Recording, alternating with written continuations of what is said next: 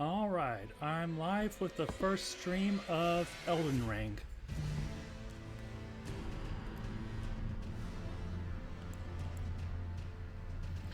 So my goal for this stream is to make this game more approachable. So this game is known to be notoriously difficult, and that can be off-putting for a lot of people, but not only that, not only is the game itself known to be difficult, but following the story is known to be difficult as well. The story is very dense and it can be hard to follow, so my goal is to make the story and the background lore a little bit more approachable.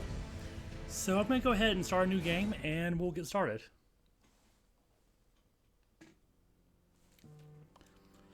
Alright, to start with, I'm going to choose a class, and instead of choosing it based on the stats I like, because this is just your starting point, I mean, we're going to level up from here anyway, so I like to go based on the stats that I'm not going to use. So in this case, I'm going to go with Samurai. There's a few reasons for that, and I'll get into some of those once I start.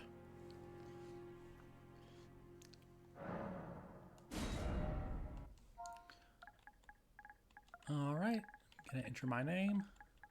I don't know if this name shows up on screen yet, but there we go. Keepsake, I always choose Golden Seed. All these are very marginally useful. You can do without any of them, really, even Golden Seed, but I mean, it starts you out with an extra flask, and I mean that's always helpful. Base template, I just like Nightfolk, so I'm gonna choose Nightfolk. And yeah, I don't spend a lot of time customizing my character at all. That's pretty much it.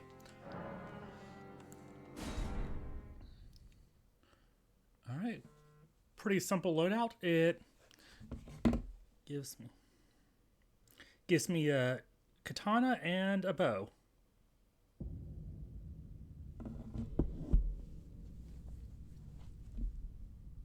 The fallen leaves tell a story.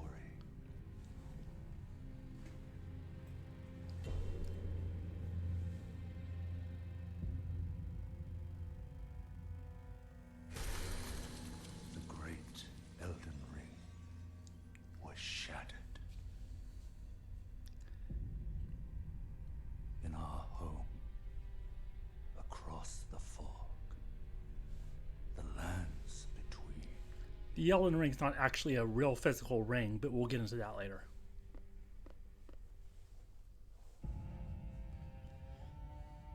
Now, Queen Marika the Eternal is nowhere to be found.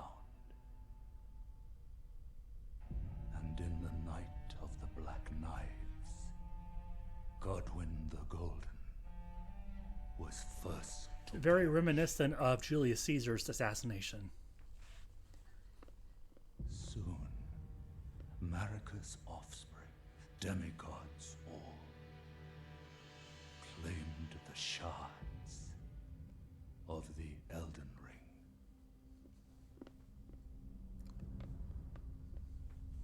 The mad taint of their newfound strength triggered the shattering.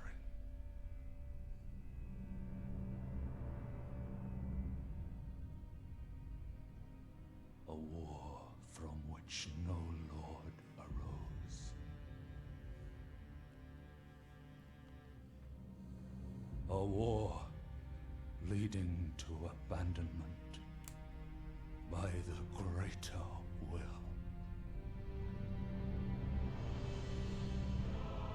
Oh, rise now, ye tarnished, ye dead who yet live. The call of long-lost grace speaks to us all.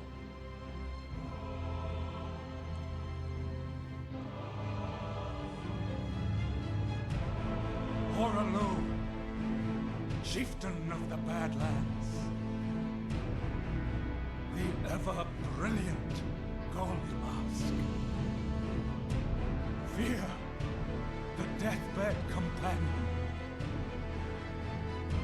The loathsome dung-eater. And Sir Gideon Othniel, the all-knowing.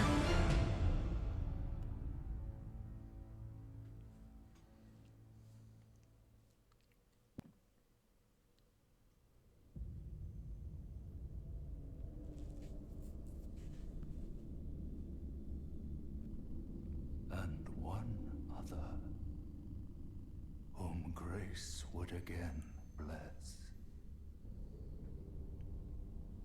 A tarnished of no renown.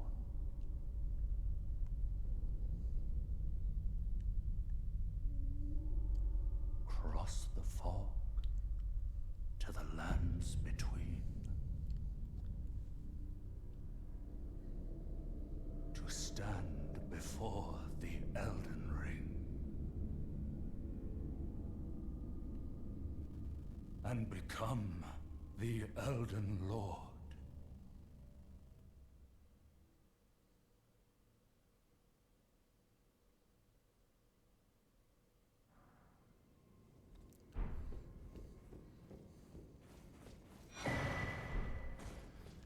All right, so I start out in what's called the Church of Anticipation, and you'll notice there is a dead woman here. She is a finger maiden. It'll get into what finger maidens do and what the role is later on, but as you can see, she's dead. And we'll talk more about that in a little bit.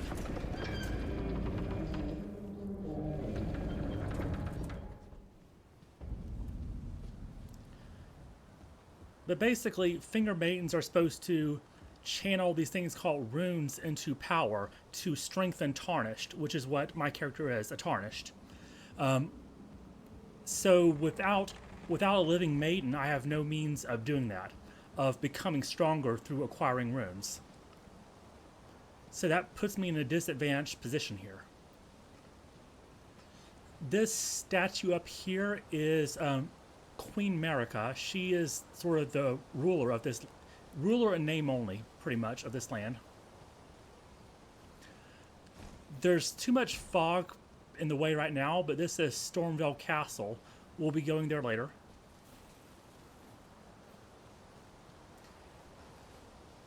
And up ahead is a monster that you're supposed to lose to sort of introduce you to the game and how difficult it is. But as you can see, it's called the Grafted Scion, and there's a reason for that name.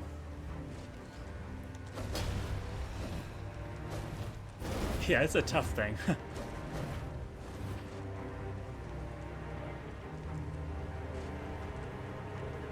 But yeah, you can see a sort of human face on it, and it has an amalgamation of various limbs sort of grafted together.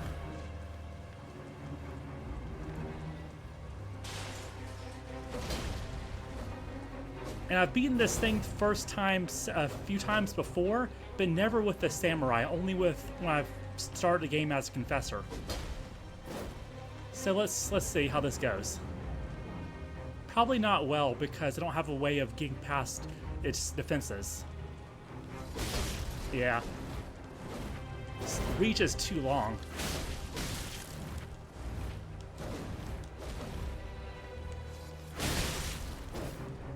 Okay.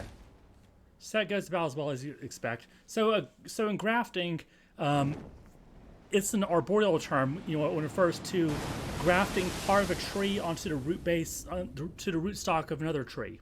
The scion is the part that you graft onto the rootstock of the other tree.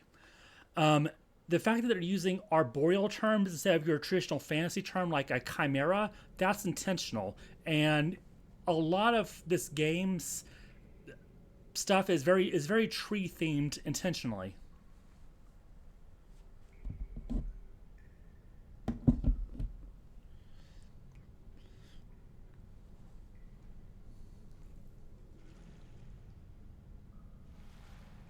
So what's implied to have happened here is we fell off the cliff and washed up into this tomb.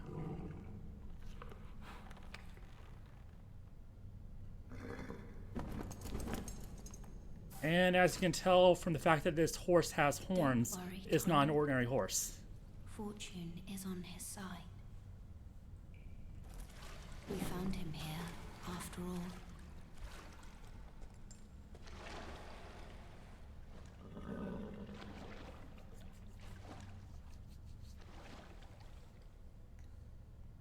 One of his kind is sure to seek the Elden Ring. Even if it does violate the Golden Order.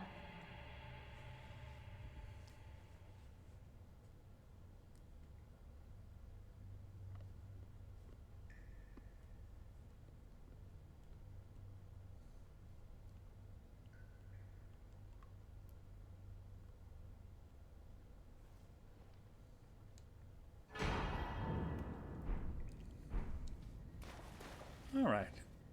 If you drop down below into this pit, there's a tutorial that explains the controls and how to play the game. I'm going to skip that and just go ahead and proceed.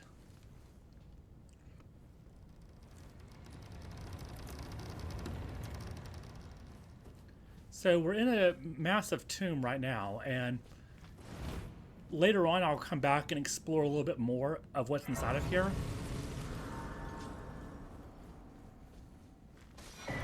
But right now I'll just go ahead and exit and show the outside world.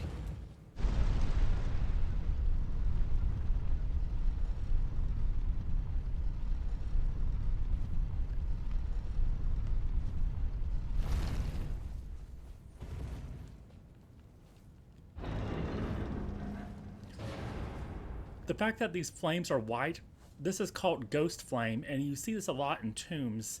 Obviously this is used to keep the flame burning even when there's no one around to tend to it. This is the giant tomb we came out of. And this is the world we entered. This is only a small part of the world, but this land is called Limgrave. And there's a few things we can notice right away. First of all, this guy's not having a good time. Second, there's a big guy on a horse that we don't want to mess with. Third, there's Stormveil Castle way off in the distance. That church to Stormveil's left is where we started the game from. And then there's this guy. He is wearing clothes that are very covered in blood. The clothes he's wearing are that of a war surgeon. At one time, one of the primary jobs of a war surgeon was not just to tend to the people who could be treated, but also to do mercy killings of those who couldn't be saved. And that's like the usual explanation for why his clothes will be covered in blood. Now, as we'll discover later, that's not all there is to it when it comes to this guy. He actually is a killer for different reasons. But let's go ahead and talk to him. Oh, yes. Tarnished, are we? Come to the lands between for the Elden Ring? Hmm? Of course you have. No shame in it. Unfortunately for you, however, you are maidenless. Without guidance, without the strength of runes, and without an invitation to the Round Table Hold, you are fated, it seems, to die in obscurity. Now, you may wonder, how did he know that we don't have a maiden? We saw that when we started the game, that maiden was dead. Presumably, she may have been our maiden, but he knows that we don't have a maiden.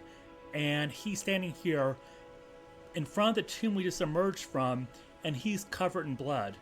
There's no confirmation that he's the one who actually killed our maiden, but it's reasonable to suspect him. Luckily for you, however, there is one shining ray of hope for even the maidenless. Me. Of course. Take care to listen. Are you familiar with grace? The golden light that gives life to you tarnished. You may also behold its golden rays, pointing in a particular direction at times. That is the guidance of grace, a path that a tarnished must travel. Indeed. Grace's guidance holds the answers. It will lead you tarnished to the path you are meant to follow, even if it leads you to your grave. Grace is the Castle Stormvale, the home of the decrepit demigod, Godric the Grafted. It's time you set off, I should think, to Castle Stormvale on the cliff, where Grace would guide you, if you seek the Elden Ring, maidenless as you are. It should go without saying that he's a bad guy, but we're going to tolerate him for now because he's going to lead us to somewhere pretty useful.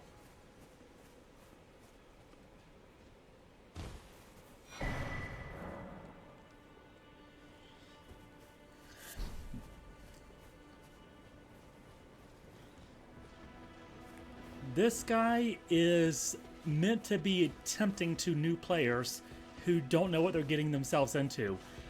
If you're just starting out this game, I recommend not challenging this guy.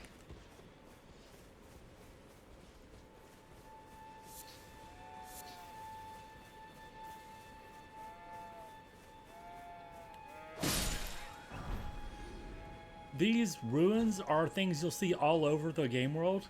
You'll see them here, here, pretty much in all corners of the map. You'll see these ruins just everywhere. In other fantasy worlds, you may think, okay, these are just remnants of a civilization that used to be here. But in this case, these ruins weren't originally here.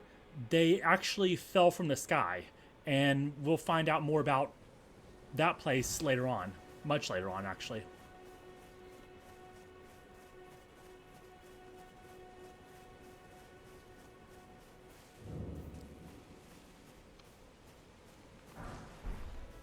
These are merchants. This one kind of looks like Santa Claus, but all of them are... They ride around on these donkeys with these instruments that they play, and they have these interesting hats, and they look kind of like this nomadic tribe that lives in Siberia near the border with Mongolia, and a lot of their history mirrors the history of those nomads, and I'll get more into their history much later on as well. You're tarnished. I can see it. And I can also see that you're not after my throat. Then why not purchase a little something? I am Kale, purveyor of fine goods. Goodbye. Well, I don't have any money right now, so...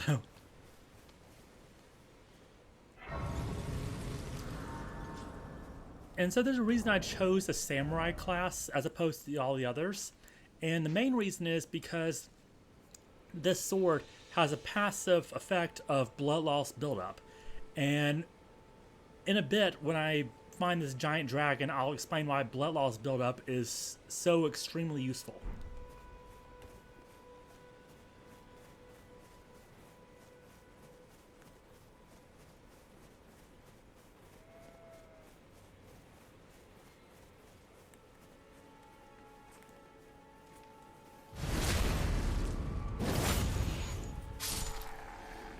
So the area I'm in right now is called Limgrave, L-I-M Grave, and this region used to be called Stormvale, and it's called Limgrave now. And one reason for that may be due to the practice of grafting, where it's come to literally mean limb grave, as in like the death of bodily limbs like arms and legs.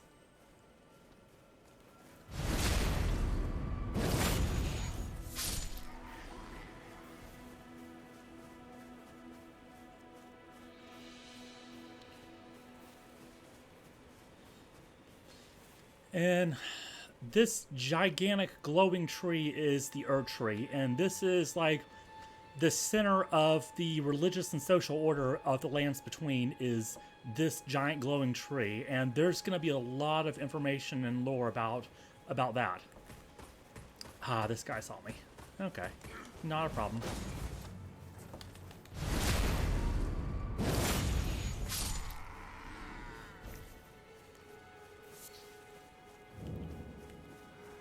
Come on. Move away from the rest of your pack.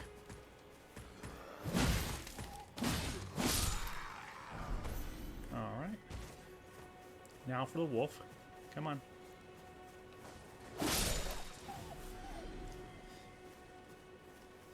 If there's a group of enemies like this, I like to try to get some of their attention and lure them away from the group so that they're easier to pick off one by one. And unfortunately now it seems like I have too many of them noticing me, so I'll see if I can approach from a different angle and see what we can do about that. Okay, this guy's looking for me, and I'm right here.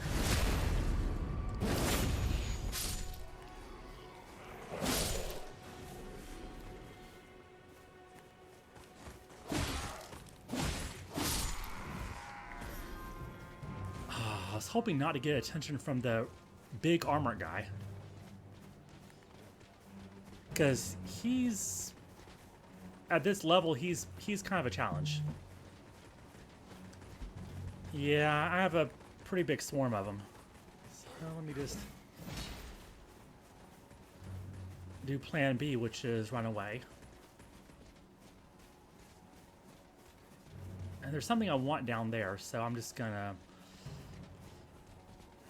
I don't want to go down there because then I'll be trapped.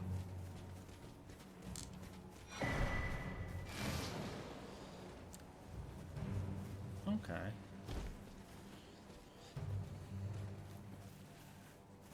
Best thing you can do really is separate the group.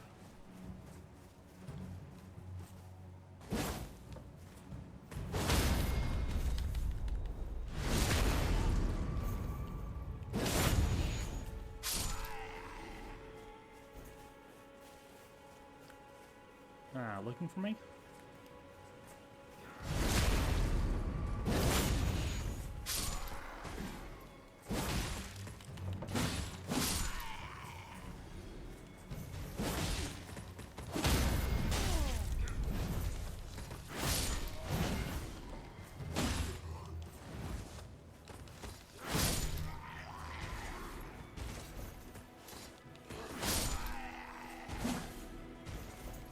Okay, I'm just not going to worry about the big guy. If he doesn't see me, I'm not going to pick a fight with him.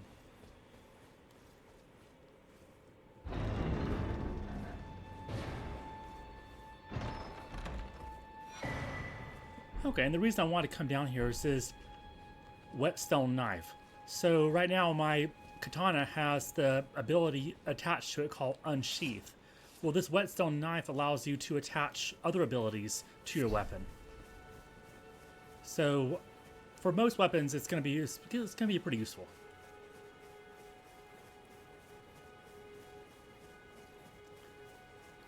All right, so now we're going to meet the most mysterious character of the game. And when we meet this character, the first thing people are going to notice about her is her eye, but you're also going to want to take notice of the backs of her hands.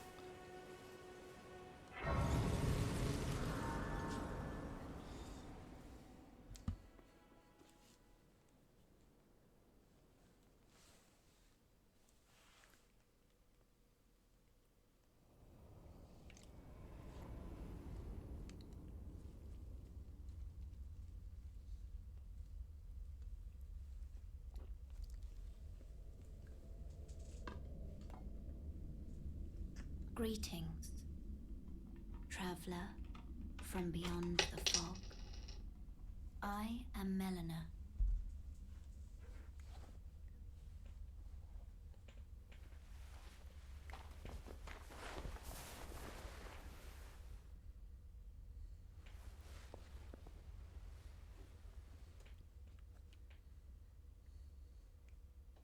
I offer you an accord.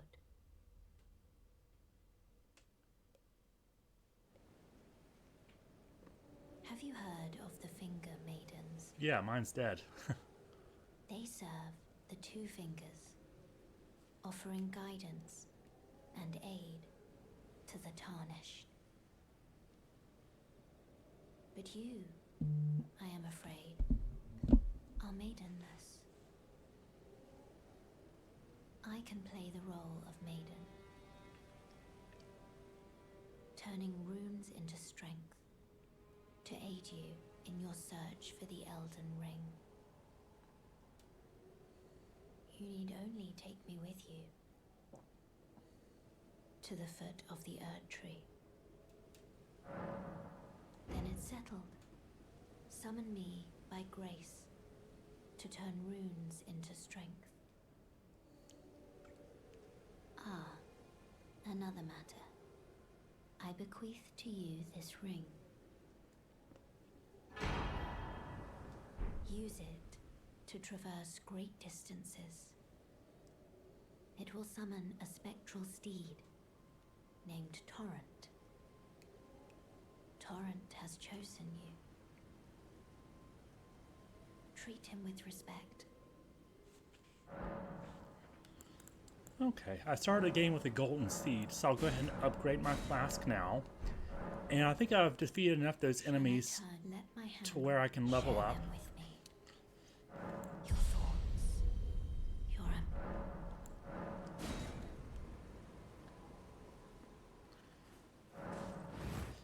Okay. So there's a few things to notice about Melina. First off, her left eye is not sunken in. She's not missing an eye or anything. Her eye is sealed shut. Secondly, the backs of her hands have burn marks. She at one point was set on fire. And the fact that she can materialize and dematerialize, she's basically a ghost. And we're going to learn more about Melina as the game progresses. But even after learning more, she's going to remain the most mysterious character in the game. I'm going to go back to the Church of Ella, where we met that merchant, because there's another very mysterious character that's going to appear here. Right now is daytime, right? So let's see what happens when we go here.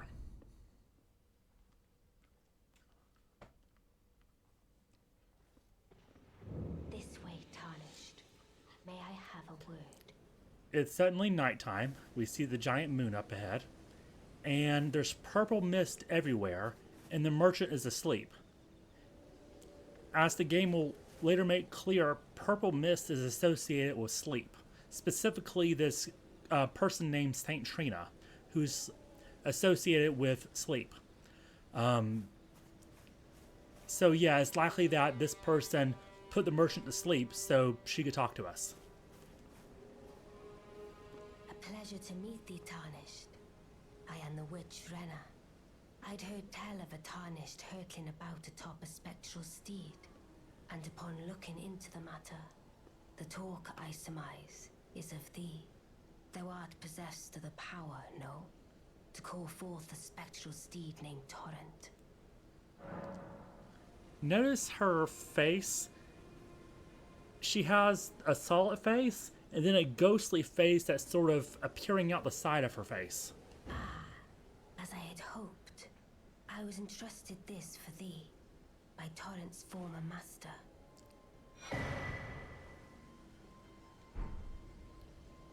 'Tis a bell for calling forth spirits. Summon them with it. From ash and return to the Erd Tree, the spirits will obey thine command but briefly, as they recall battles past. Now it is thine, to do with as thou wishest. Forgive mine intrusion, Tarnished. I doubt we shall again meet. But all the same, learn well the lands between. How long will it be, I wonder, before the Tarnished tire of obeisance to the Two Fingers? There's a lot that can be said about Ronnie.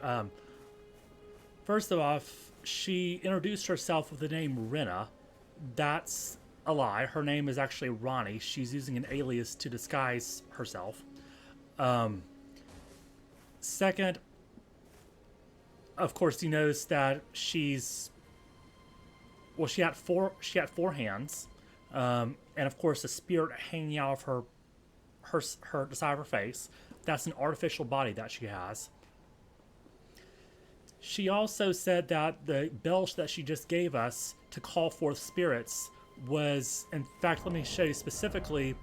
She gave us this bell, the spirit calling bell, a bell capable of summoning various spirits from ashen remains, along with the lone wolf ashes, used to summon the spirits of 3 lone wolves. She said that she was entrusted with this by Torrent. Torrent is the horse we were just given, by Torrent's former master. This is probably also a lie, and the reason for that is because the power to call forth spirits like this, to summon them, is very rare in the lands between, and one of the only other people we see do this, and in fact the only other person we see summon the wolves specifically, is Ronnie's mother, not Torrent's former master, as she says. So that's... She's a very manipulative character, but she's also associated with one of the endings to this game, and it's arguably the best ending to the game, and that's the one I'm going to go with on this playthrough. There's a lot to say about her, and we'll meet her again, but she's a very interesting character. And here we can talk to Melina again. This tiny golden aura is the grace of the Earth Tree. This light once shone in the eyes of your tarnished brethren, but now it is all that guides you. Or so I hear. You can see them, can't you? The rays of grace that guide you through your burden. Upon the cliff in Castle Stormvale is a shard-bearer, a demigod, who inherited a fragment of the shattered Elden Ring. If the rays of grace signal the castle, then the Elden Ring beckons you. As an ally by pact, I pray that you are fit to face the challenge presented by the ring. Okay, so that's 2 people who have so far suggest that we go to Stormville Castle. First Vare, and then Melina. I'm going to go ahead and replace this with the whistle and call Torrent. And of course, Torrent is a ghost, basically. He can materialize from thin air and can double jump, which is pretty useful. I'm going to go ahead and go back to Gatefront. And in case it's not... The game hasn't made it clear yet what a Tarnished is, but a Tarnished is someone who was once exiled from the lands between and has now been recalled to break the stalemate over the power struggle going on in the lands between. And Tarnished who are blessed by grace, they have the ability to come back from the dead. And of course, you know it's going to be a very difficult game when death and resurrection are literally central to the plot.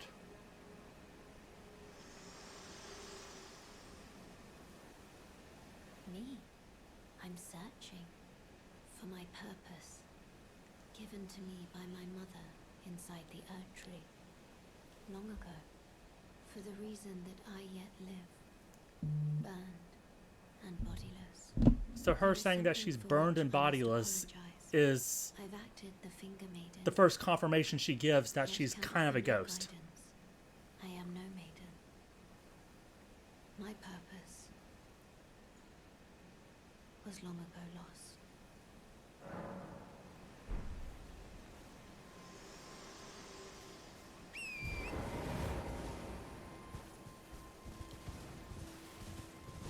And this is Gatefront, and a lot of people struggle with this gigantic troll that's guarding this area, and he can be a tough enemy for low-level players, but let me show you a really interesting strategy to deal with this enemy. Alright, what you're going to want to do is run past him, just to completely avoid him.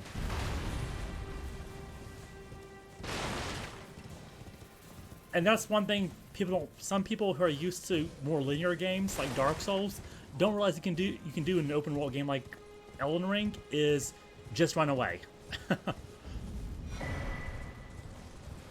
All right, so we're going to Stormhill. That's this region's name. And you heard the gust of wind, and these wolves literally fell out of the sky. And there's a reason for that. And this area, the area called Stormvale, it used to be the part of a storm that used to be much more intense than the wind we see now. Because here we can see that there's some pretty strong winds here. But at one time, the storm was much more intense, and it used to be ruled over by the Stormhawk King. So that's why now we have paratrooper wolves that literally fall out of the sky. This character is Roderica. Everyone's Let's meet her. been grafted. Everyone who came with me. They crossed the sea. As you for can me and fought maybe tell in a little bit, for me, she's kind of crazy. only to have their arms taken, their legs taken, even their heads taken. Taken and stuck to the spider. Did you know? If you're grafted by the spider, you become a chrysalid. It's quite a lark when you think about it. You're all on your own, are you? And heading to Stormvale Castle, enticed by the one in the white mask. Even I she's suppose. suggesting we go to Stormvale Castle. Well, you've come to be one with the spider. Well, that makes us two peas in a pod. But I don't have your courage. It's scary, you know, having your arms cut off, or legs, or your head. I want to be like everyone else, but I'm just too scared. I'm nothing but a She wants to be craven. like everyone else who got grafted, and Oh, I she's know. she's a little Can you crazy. take this little one along with you? The poor thing deserves someone braver than myself. And the spirits look rather fondly upon you. It'll be glad of your company, I think, the little un. It was a pleasure to see you. Oh, can you pass on a message for me? If you see the little chrysalids in Stormvale Castle. I'm not going to talk to a Tell chrysalid. them I love them. And that, despite my craven heart, I'm sure I'll be joining their club soon enough. I'm finally getting the hang of this whole pain thing, you know. So, as you can tell, she's not altogether there, and she was sent here from a far-off place, and she was basically sent here to be a human sacrifice because whoever her people were, they don't want her anymore, and because she's different, so they're sacrificing her, and I guess she doesn't realize that. But fortunately for her, she has a different purpose, and she's not going to get sacrificed.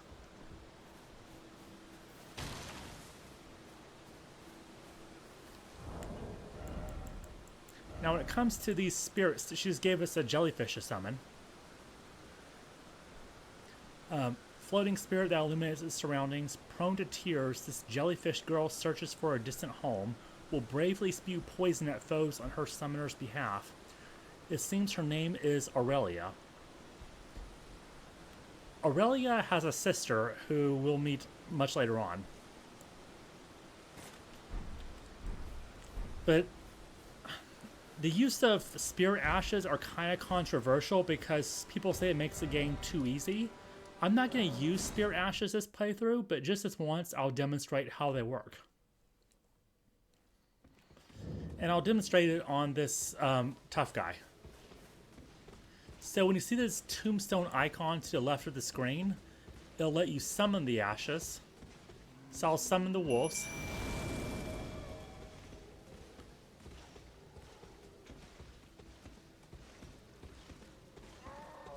And when they get near an enemy, they'll fight them. And these wolves are pretty weak, so they'll get crushed by this guy easily. But I'll just demonstrate how this works, if they'll take the hint. Yeah, there we go. Okay.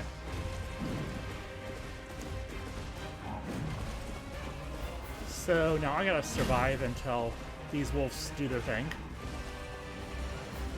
Okay.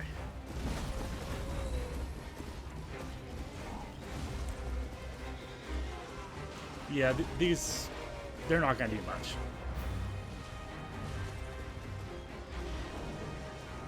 I'll just go ahead and unequip them because I'm not gonna really use Spirit Ashes.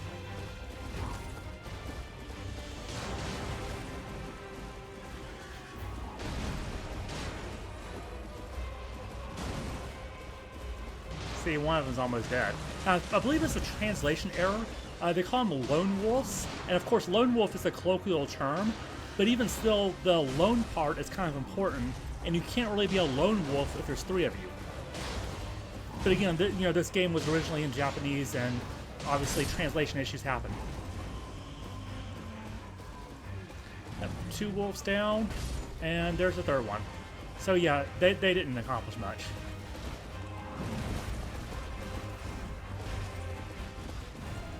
I don't want to fight this guy either. And that's why. I'll come back later and fight this guy because he's kind of tough. See?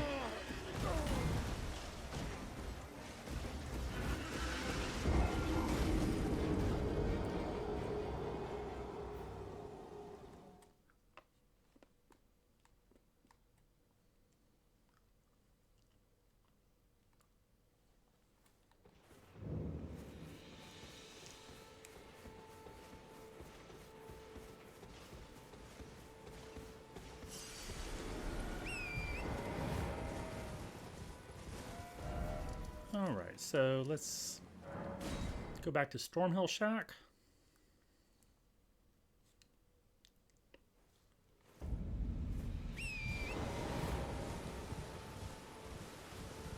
And there's an item I want to grab up here by this troll.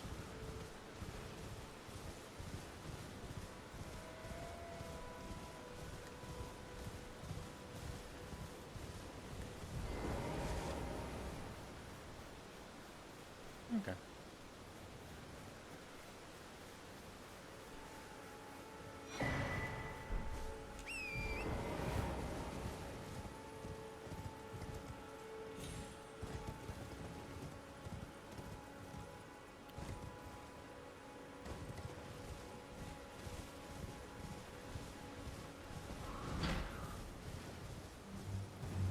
And now to meet another new character, a knight named Bernal.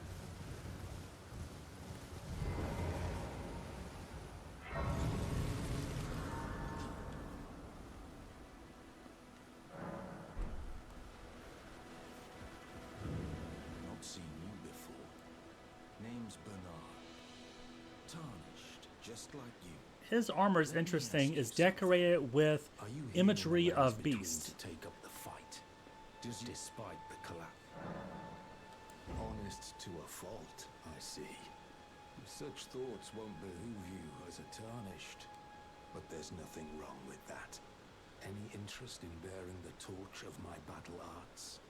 All I know is the sword. Picked up a fair few tricks in my time, too. The sword he's wielding is a Zweihander, German for two-hander. Like you. Maybe later. Well,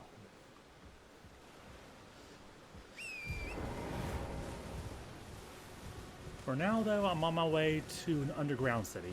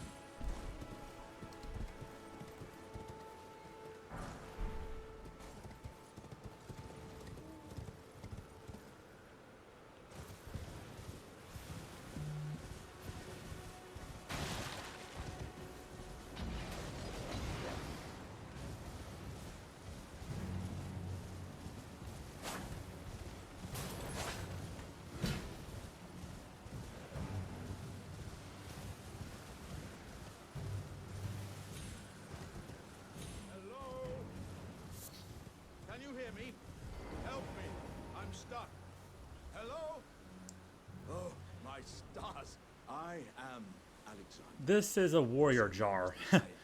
As And as you can see, I'm stuck. it's a living jar, These. and these things are weird, and they won't make much more sense until the DLC part of the game. My thanks. 1,000 thanks. Just give me a good smack from the rear with something nice and big. And I'll pop. Don't dally. Give it your all, I. He has a habit of getting stuck in things.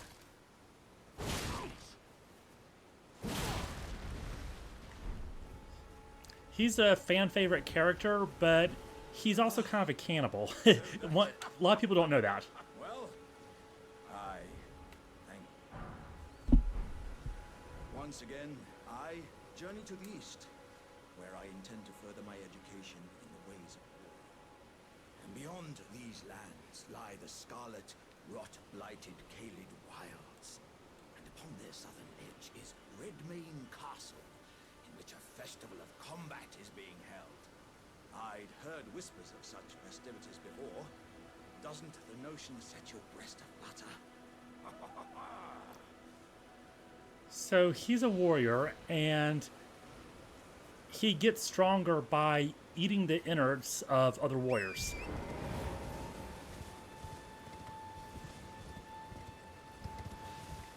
And before I proceed too much further, I'm going to get a second sword. And I'm going to do that in this catacombs here. To refuse the Erdtree's call to return to live within death, sickening. Okay, these ghosts sometimes give you information about the world. Yeah, Christian, he's a lot of people's favorite character. for good reason. He's one of the, like, 100% jovial, for the most part, jovial characters throughout the entire game. Okay, we're in the catacombs here. The Death Touch catacombs. And this door is pretty interesting. You see these in the catacombs a lot. This looks like the Erdtree. And up at the branches, you see what looks like humans emerging from the branches. And down the roots, you see what looks like people being absorbed into the roots. So it's like they're being absorbed into the roots and then being reborn from the branches. Now, is this symbolic or literal? I guess we'll find out once we get through this door. But first, we have to open the door.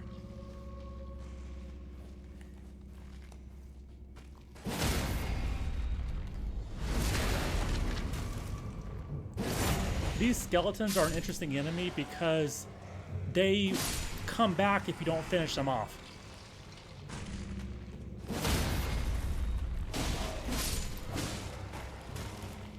So, always make sure to finish them off. There's some skeletons who you have to, who are being brought back by a necromancer, and you have to kill the necromancer in order to actually finish them off.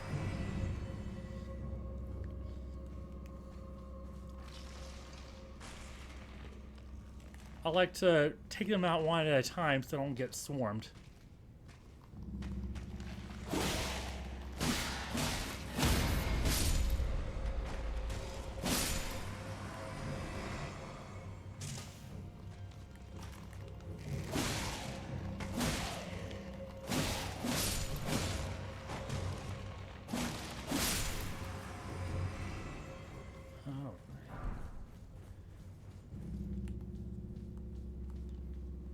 I'm not going to defeat every single enemy here. I'm just going to clear a path so I can get my second sword. My Uchigatana. So when you start out as a samurai, your starting weapon is an Uchigatana, and then you can get a second Uchigatana here in this catacomb. So that's the only way you can have two in one playthrough, is to start as a samurai. And I am going to just run away.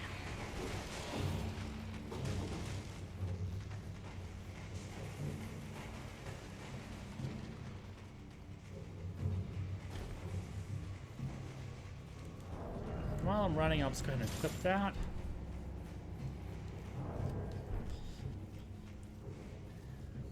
And when you have two weapons of the same class, not necessarily the same exact weapon, but the same class. So in this case, they're both of the katana class. Now, have one in each hand, like this. You can do what's called power stancing, where if you use the L1 button, you can do a unique combo with that.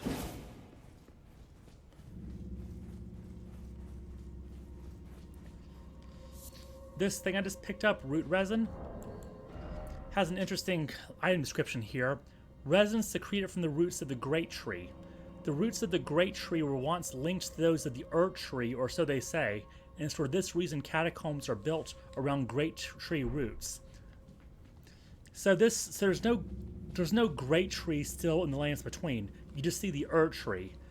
It seems that the Earth tree may have been grafted onto the great tree rootstock, which means, of course, that if there was corruption in the great tree roots, that corruption still persists in the Earth tree.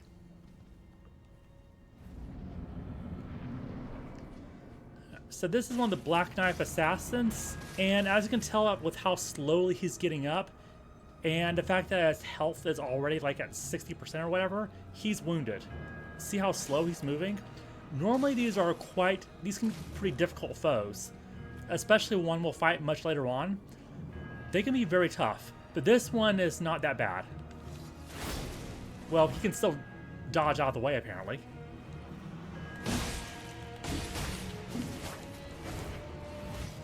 Alright, do your little spin attack. Alright.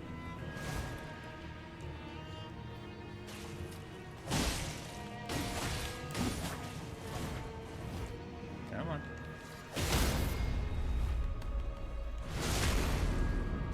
And you're done.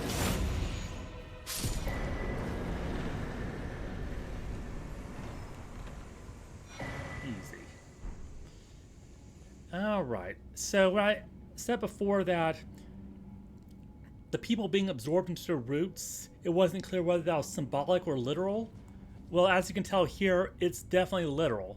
So if the part about them being absorbed into the roots is literal, then the part about them being reborn from the branches is probably also literal. And what we just got here was Death Root, which is an important item. The beast clergyman found that bestial sanctum in the distant east collects and devours these roots. On the night at the dire plot, the stolen rune of death enabled the first death of a demigod. Later, the rune of death spread across the lands between through the underground roots of the great tree, sprouting in the form of Death Root.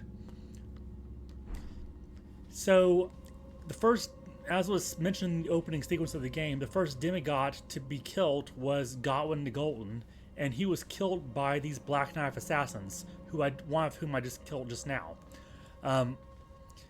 And since the Earth Tree is connected to the roots of the Great Tree, and the Great Tree roots are spread all over the lands between, that means that Godwin's corpse infected the roots, and now we're seeing the sprouting of Death Root in various places across the lands between in these catacombs.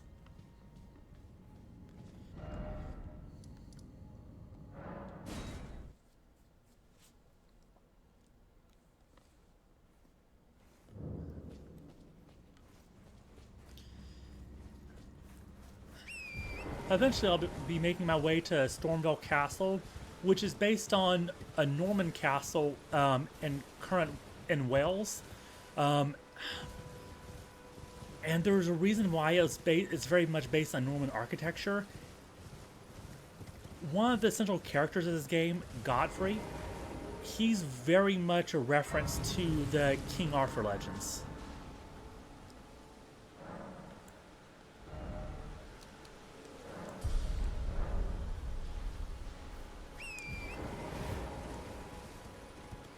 This is an interesting little game design hint. These statues right here that are broken, a lot of times they contain items, but it's not really clear how you're supposed to break them because they won't break when you attack them. But this enemy here is supposed to signal to you that the only way to break these statues is to have a large enemy attack them. There's another in the back. I like to talk to these merchants, even if I don't buy anything from them, just because it'll make a mark on my map once I talk to them. So I can just come back later. Now we're going to meet another character who's associated with Death and Deathroot. His name is D, and he has a twin brother. There's no mistake, is there? Death has left its Notice how his armor is a mixture of gold and silver. As I talked about in my stream of A Plague Tale, the combining of gold and silver is a central theme in alchemy. a tarnished, are you? I'm known as D. I hunt down those who live in death and weed their death root. Heed my warning. The village here has been touched by death, and worse yet, it is home to a mariner. If you value your life, then go no further. The village here has turned back. Okay. So, the catacombs I was just in is called Death Touch Catacombs, and he mentioned those who live in death. The natural cycle of life in the lands between is when someone dies, they're supposed to be buried, then absorbed into the roots of the earth tree to be reborn. However, there's some, whether by choice or through no fault of their own, who persist in forms of undeath outside that cycle. And they're called those who live in death, such as that guy in the boat right there, who may be analogous to the ferryman on the river Styx.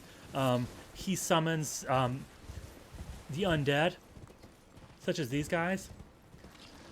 And there's some who want to protect those who live in death. We'll meet a character like that who sticks up for those who live in death. But D is not one of those people. He hunts down those who live in death. These doors are unlocked by stone sword keys. It normally takes 2 stone sword keys to be inserted into these statues. But as you can see, the bottom imp already has a key in his head. So this one is only going to take 1. And I want to unlock this one because this is going to get me a talisman that will help me recover stamina.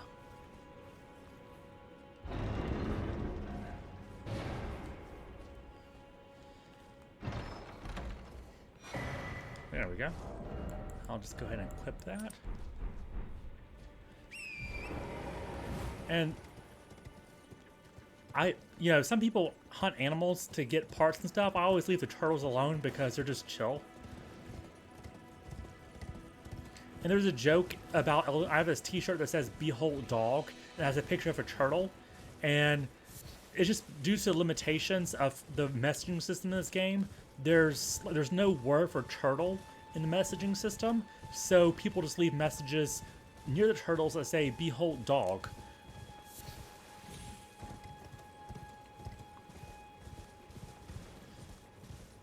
These are sword monuments. They tell stories of battles that have happened here. Lord Godfrey is of course based on King Arthur. At last, at the end of his campaign, he was a conqueror for America, and this is where his campaign of conquest ended, in this area here. His golden army is unvanquished and unbowed, yet finds grace lost, tattered and faded. Like King Arthur, he was sent into exile. And I'll, of course, get into the reason why later. This is a tough enemy. If I die to this enemy, I'll just come back later. I'll see if I can defeat her. Probably her sword can kill me in 1 hit, but we'll see. I don't know. Let's see. Okay, got 1 hit on her. 2 hits. Okay, I'm doing well so far, but at my level, all it takes is 1 hit to kill me. Okay. Got her first try. Nice. She's a recurring invader, so the fact that she's covered in red means she's an invader. She's hostile, if she were gold, she would be a cooperator. This is a multiplayer, like an online multiplayer functionality, but it gets applied to NPCs in the game as well. So even though she's part of the offline game, they emulate multiplayer aesthetics. Let's see, any stories here? Okay. Forgive me. The fact that I left Limgrave and I'm in Testing you a new region to now called determine Caelid if means the that I've Elden passed Ring Melena's first truly test. have you, if you had the mettle to endure this long and arduous path. It wasn't that long and arduous. I just rode a horse. My worries were unfounded. Torrent had your measure from the very start, whereas I merely pretended. There is but one other thing I can do to offer you guidance. I can take you to the Round Table Hold, gathering place of tarnished champions, guided by grace. Very well. The Let Round my Table hand Hold rest is a upon pretty you useful place. for but a It's moment. where we have our blacksmith at. Where we meet a bunch of characters who have different quest lines we can pursue. A bunch of really useful stuff is there. And we haven't been to Stormvale Castle yet, but the architecture of this place resembles very closely Stormvale Castle. And of course, this is the famous Round Table. It's not made known who this axe belongs to, but my belief, based on just what I know about these characters, is that the axe belongs to Godfrey, and that these swords belong to his Crucible Knights. And this is the leader of the Round Table Hold. I can't remember the last time I knew very well.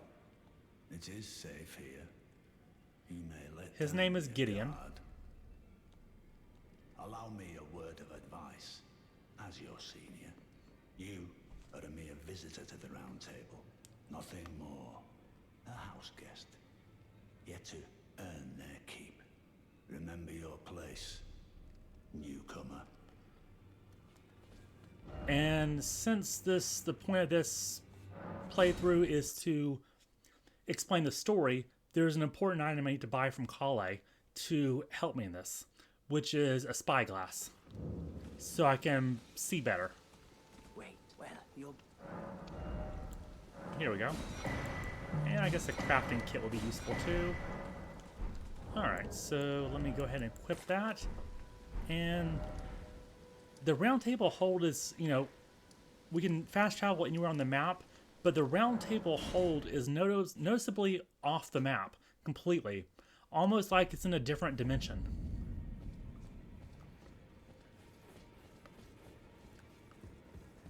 And let's go talk to Gideon. Well, he's not going to talk to me now because I haven't earned his respect yet. But notice around his mask, he has what looks like ears, and on his armor, he has eyes. He's called Gideon, Sir Gideon Ofnir, the All-Knowing. And the fact that his armor is decorated with eyes and ears means that he sees all and hears all, or so he wants people to think. This guy is not going to talk to you. That's D. We met him already, but he can give us some useful information. We meet again. I'm glad you took my warning to heart. Those who live in death should be left well alone. All the more should you spy a mariner among their number. Well, well. Another fool who won't listen to reason, eh? But with a prowess for weeding Deathroot. How would you like to earn the strength of beasts? Okay. If you're inclined to hunt more of those who live in death and weed their Deathroot, then I'll introduce So you to next stop Garou, after this is an the beast underground city. clergyman. I have a matter of my own to attend to, and the beast Well, himself not wishes quite the for city, someone to but take the my underground place. world. It'll be a while before we actually get to the cities. Very well. I've marked the location for you, of a hidden gateway. It will lead you to Garank, the beast clergyman. Ah, hello. He has You must be new here. the fanciest looking armor in the game. Well, just call me Dialos. The honor of one's house holds little import in these lands. By the way, have you met a young woman named Lanya on your travels? She's my servant, but fickle as the wind. Take your eyes off her for but a moment and she's good as gone. If you find her, please be sure to tell me. Be sure to tell me if you meet a young woman named Lanya. She's a servant to my house. She's been my companion since childhood. I've lost count of the number of times I've had to find her like this. Honestly, she's such a little tomboy.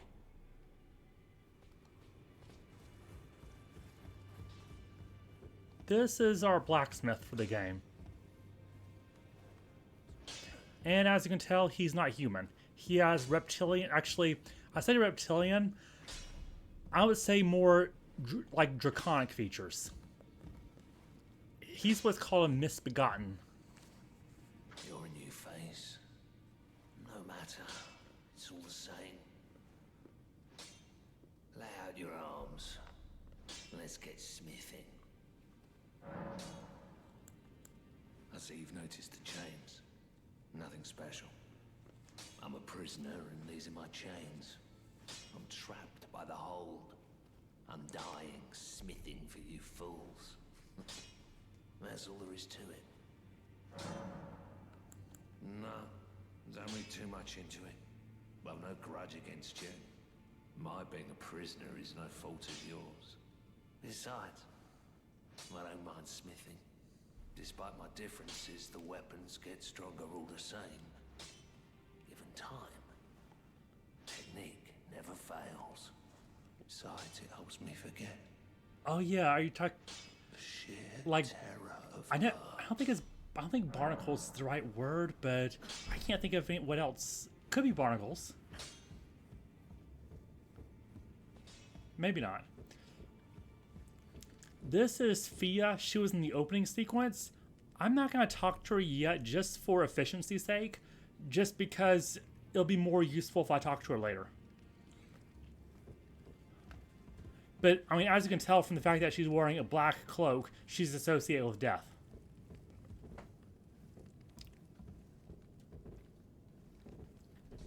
And it's not clear whether these trees are the Erd Tree or the Great Tree. But what's interesting is this dressing thing right here, what's on here. So there's this famous design in it's called the tree of this famous design called the Tree of Yeshai in Hebrew lore. That's supposed to it's a genealogy. So as you can see, well, probably not. I'll have to come back once I have a torch or something to illuminate. Well, maybe I'll take a little step back. As you can kind of probably see, there's people on the branches. This is supposed to emulate the Tree of Yeshai. This one specifically looks like the one in St. Andrew's Castle. I believe now it's in the Museum of Scotland. It's called pronounced Tree of Yeshai. English speakers would call it the Tree of Jesse, from the Old Testament. Well, not really the Old Testament, but it's in reference to the lineage of Jesus from Jesse. Is what it's meant to be. But however, the thing at the top, that's not something that you would recognize. That's something that's specific to Elden Ring, and we'll get into what this is later once we get to the city of Langdell.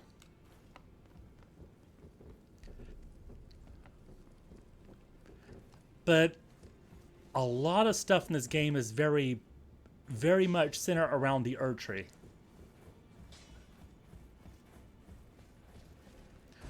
Okay, so that's enough for the round table hold for now. We'll be visiting this place a lot in the game. Alright, so let's go to the underground city. And as you can see off in the distance, at the smoldering church, Caelid is... The sky is red. You'll see it more as I approach.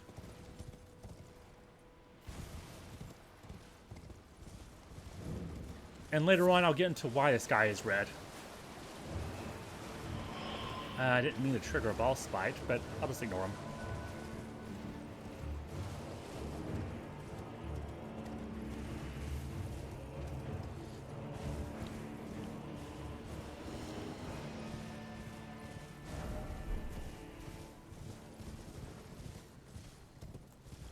Okay.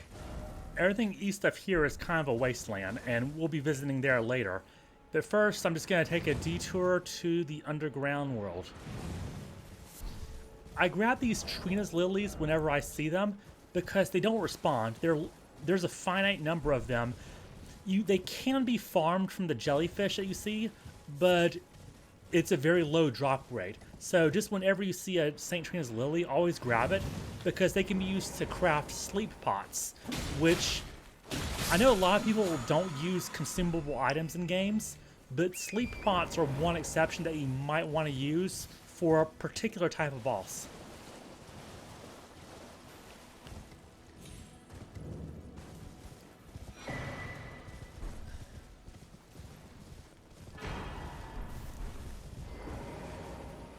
Alright, got a Sacred Tear and a Flask of Wondrous Physics, both of which are useful. Sacred Tears increase the amount of FP and HP that your flask recover. And Flask of Wondrous Physics let you set 2 different effects to one flask. And we can talk to Melina here. Spoken echoes linger here, words of Queen Marika, who vanished long ago.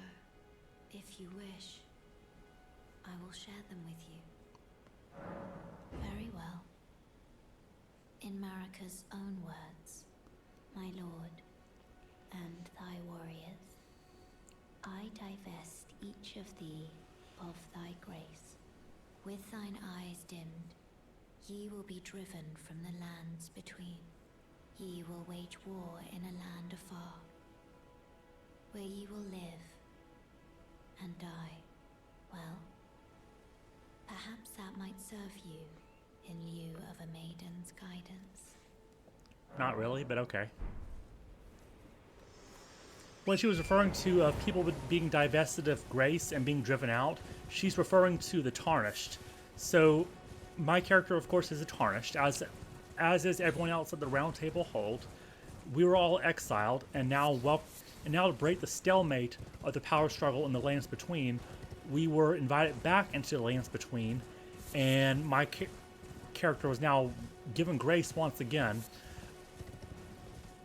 So that's what's going on there with the whole divesting of grace thing.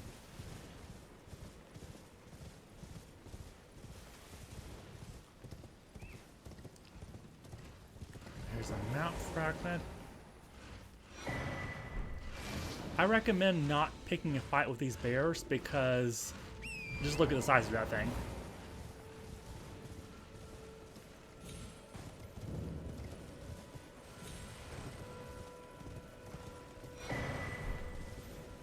Alright, and see this rotunda out in the middle of the woods? Its architecture looks nothing like any of the things we've seen so far. Looks totally foreign. And it is. This is going to be the longest elevator ride you've ever seen.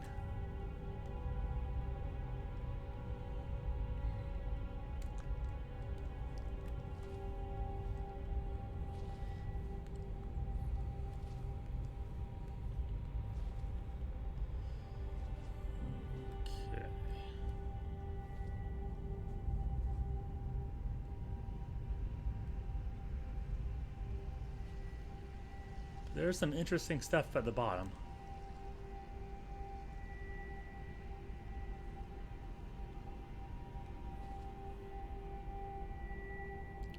I can see that one of the buildings from one of the Eternal Cities, called Nokron. So we're not going to be able to go to any of the Eternal Cities until much later. But there are 3 Eternal Cities in this game that are all underground. And right now, this is the very first entry point into the underground world.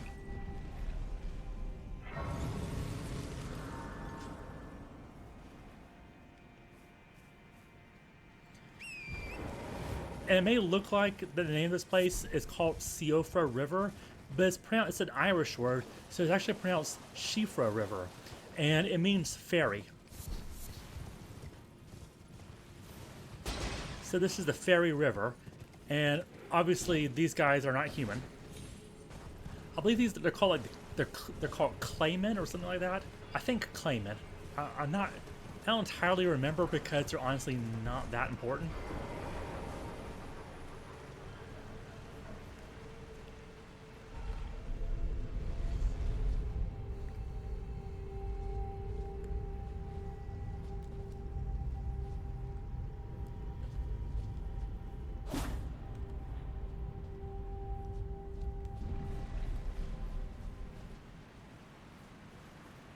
And these people here, they have their headwear is covering their eyes, and as you'll notice, the windows of this building have been replaced with like metal. So there's instead of glass, there's metal here. So if people are wearing coverings over their eyes and all the windows have been replaced with metal, it kind of seems like they've somehow become intolerant to light.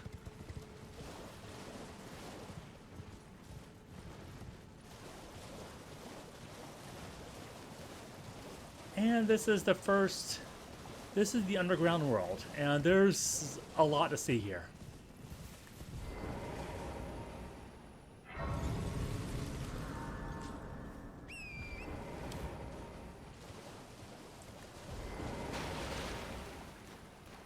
When you light these torches, a corresponding torch gets lit over here.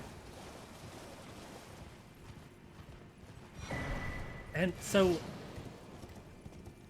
this was originally whatever society this was originally pluralistically religious, with an emphasis on ancestor and animal worship, such as this being right here.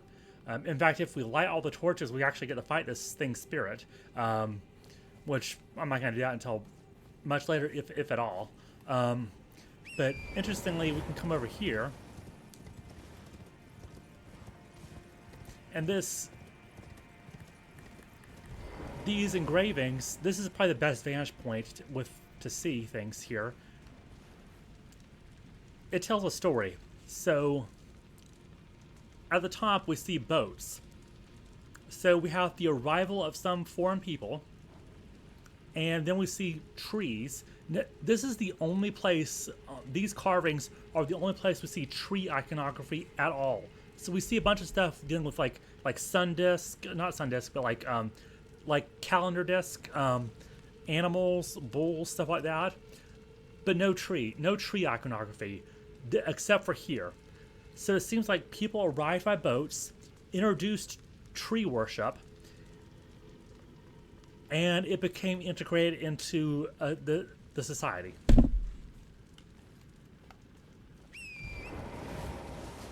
But the native inhabitants here, these spectral figures, these are called ancestral followers. And they have horns, and you'll notice some similarities between like the horns that they have and Torrent, your horse.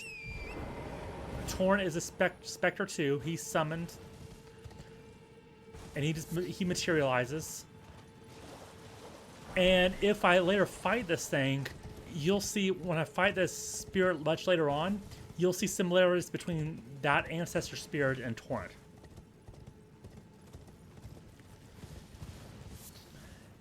And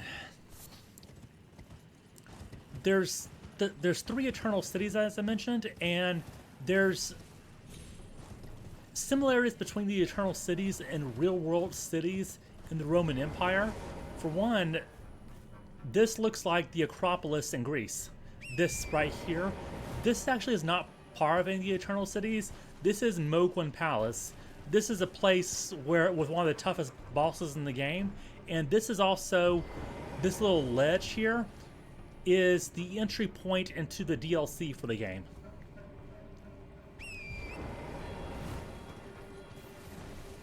I believe there's a stone sword key I can obtain up here. If anything, it'll de-aggro these guys shooting arrows at me. Plus give me a better vantage point. Yeah, there we go. That's what I came for.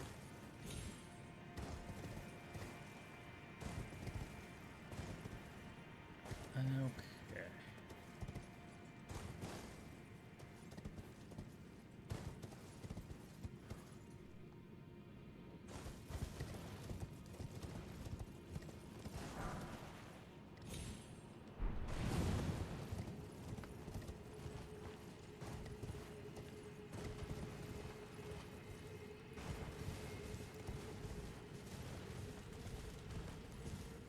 I'm looking for a particular structure.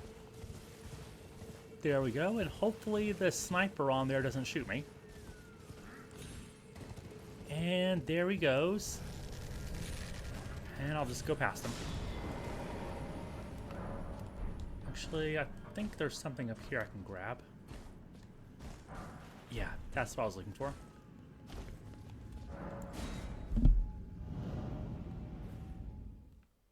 You see these teleporters a lot when there's broken infrastructure. So for instance, if a bridge is broken, you'll see a teleporter added onto the bridge. So it's almost like it's used as sort of like a repair.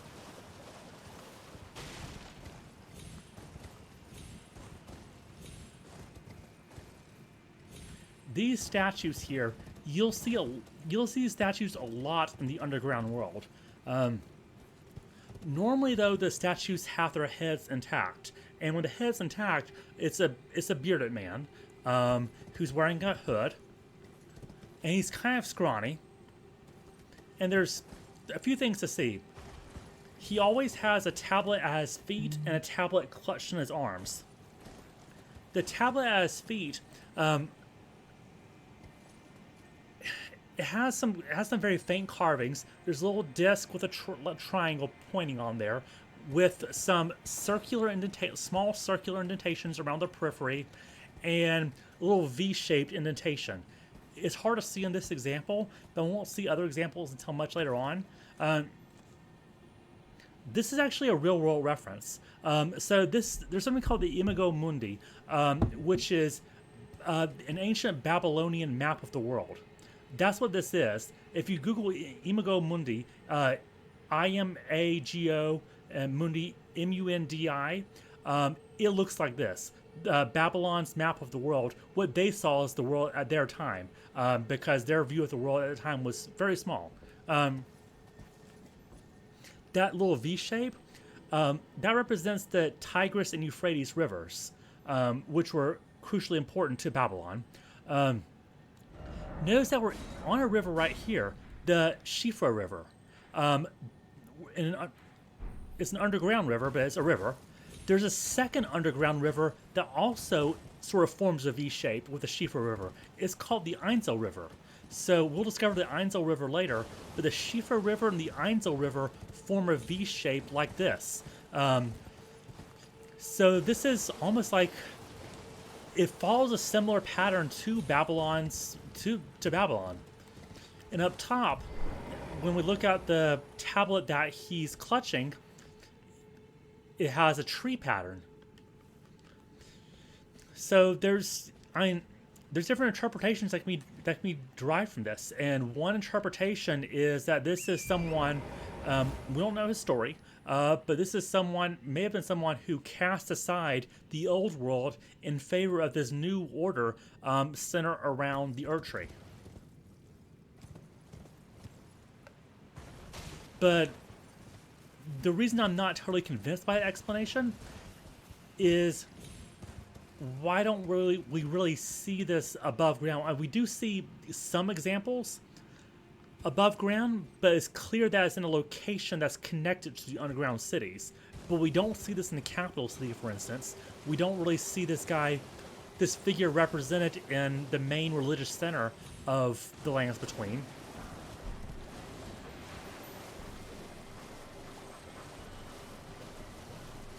A lot of this stuff is open to interpretation. So this, George R. Martin wrote the background story for this, the background lore for this game. Hidetaka Miyazaki wrote the current day story for this game, but Martin wrote the background lore for it, like the stuff that happened before the game started. And as a lot of people know, A Song of Ice and Fire, or as the TV adaptations call it, Game of Thrones, is based on the War of Roses from English history. Well, Elden Ring is based on the ancient world, all the way, from Babylon all the way up to the Crusades.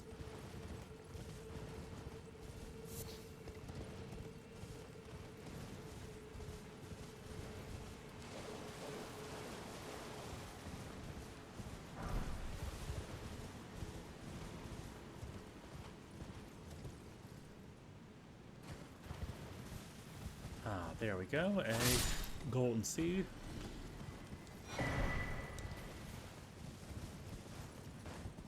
There's a stone sword key I can get here that you just have to be careful not to fall.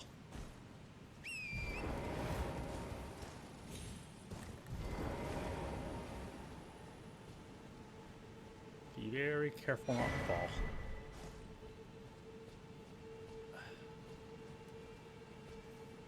Ooh. So far, I haven't done anything really challenging in this stream yet. At some point, I would like to challenge Margit, the first real challenge that a lot of people face in this game.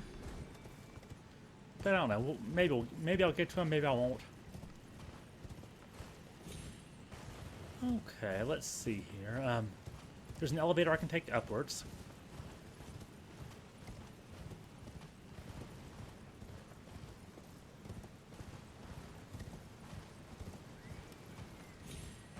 There's two ancestor spirits you can fight in this game. A weaker one and the stronger one. The one here is the weaker one. If I do end up fighting one of them, I'll probably only fight the stronger one.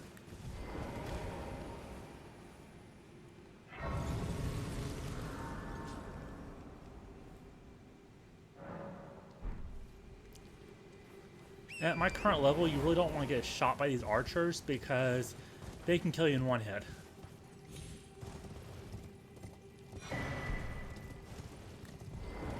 Okay, so this is an example of an imp statue because there's that takes two stone sword keys.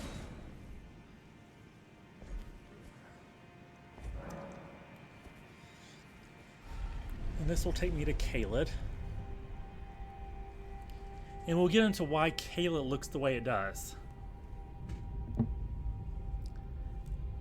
And then after we get some stuff from Caelid, I'll get my actual weapon for most of this game. These katanas will hold me over for now, but my actual weapon is going to be something called a Bloodhound's Fang, which once you see it, you'll see why I like that weapon so much.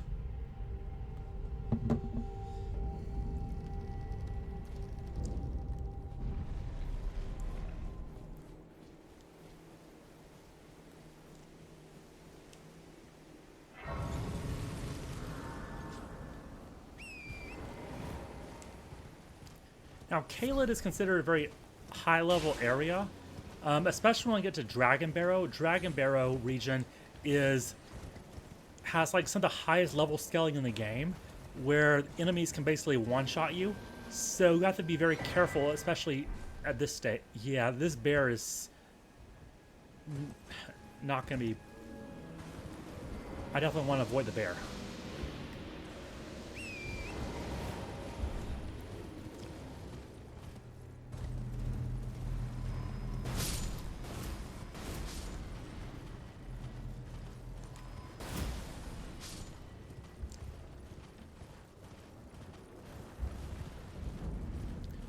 The Swamp of Aeonia. this red stuff is scarlet rot. It's like, so there's poison in this game where it drains your health very slowly, but scarlet rot is like a super fast acting poison that will kill you much more quickly. And see the structure in the middle of the swamp?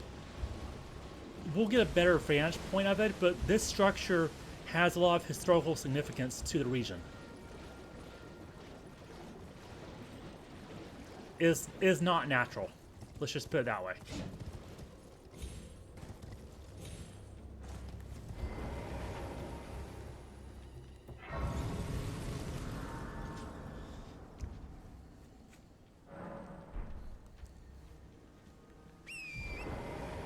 This is the town of Sorcery. It's basically a haunted town. I'll definitely be coming back later to do more stuff here. But for now, I'm just gonna go ahead and grab a golden seed just to power up some more. And hopefully avoid all these sorcerers in the process. Right now, it seems like I'm doing more running away than fighting, but right now I'm in a very dangerous area, too.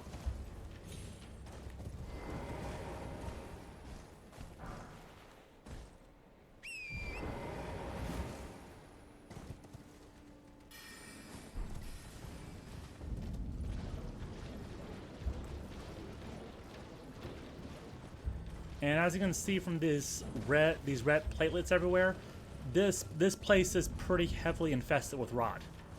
Like, all this fungal growth is... There's something that calls this, and we'll get into what calls that.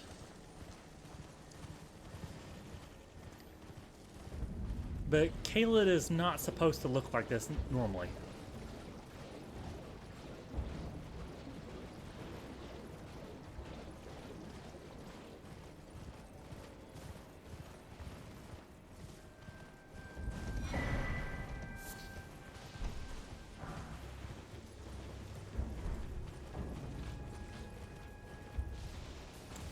Even these things, these are called land squirts. They normally spew poison as a defensive measure, but these, even they've become so infested with scarlet rot that instead of spewing poison, they spew scarlet rot.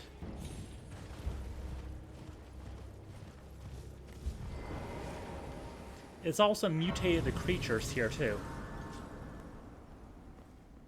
I'll pass time until day so I can see better.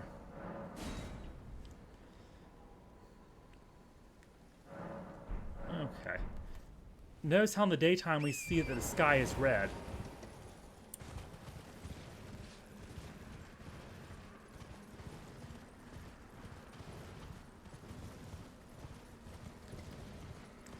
And we can get a map fragment here.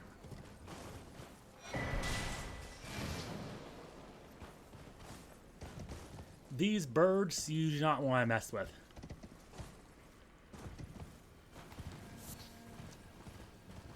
Same for the dogs. They're not friendly dogs. In fact, well, these dogs right here are dangerous enough on their own, these small ones. But the ones you really gotta watch out for are these dogs. Here, puppy.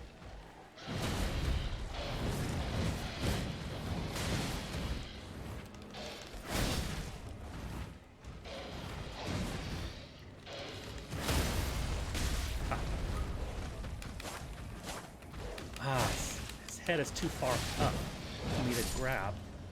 Huh.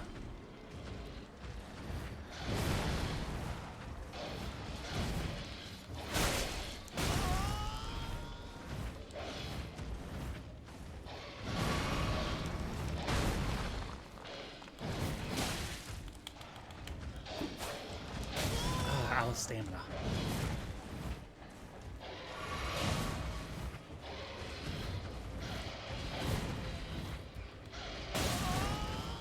Well, that jump attack almost worked.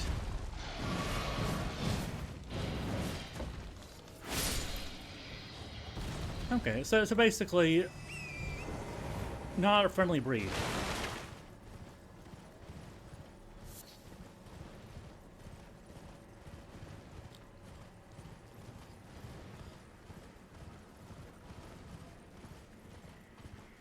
And like I said, this is a high-level area, so I probably shouldn't be here yet.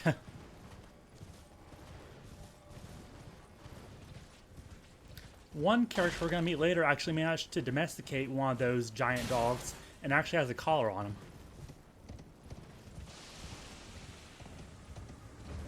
And there's a ghost character around here somewhere that I need to find.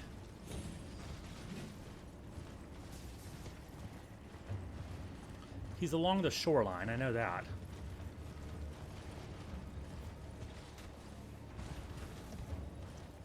Up on a cliff.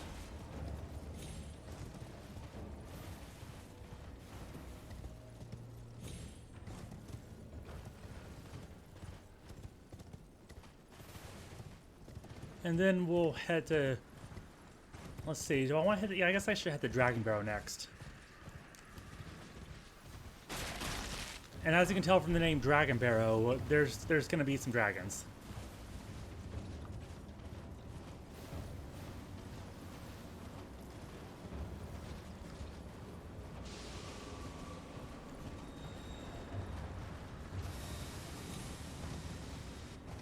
And actually, Dragon Barrow isn't even the place with the most dangerous dragons. That'll be Farum Azula.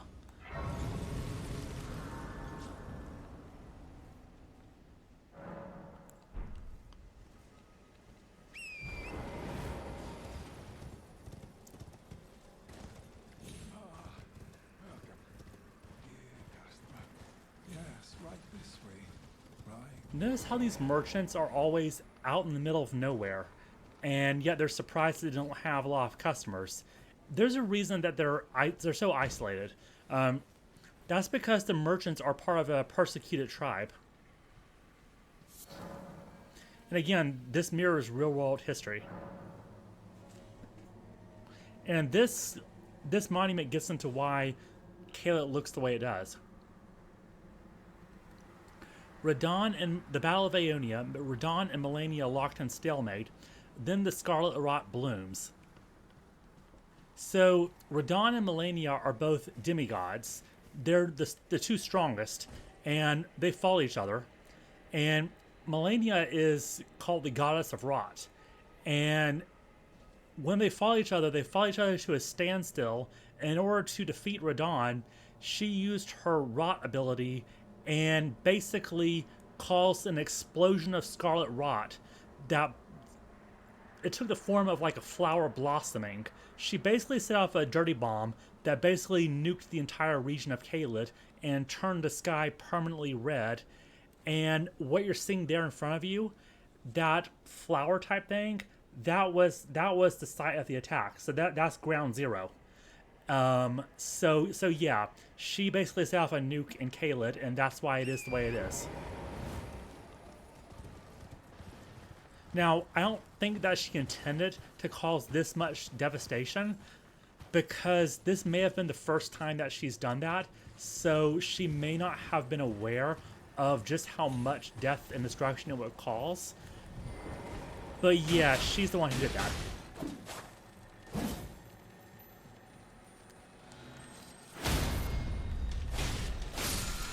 And the thing about Melania is every time she blooms, the rot advances within her system and her power increases. And on the third bloom, once she blooms 3 times, I don't know if this is the first bloom or the second bloom, but once she blooms 3 times, she becomes a full Goddess of Rot, and her power is at its maximum.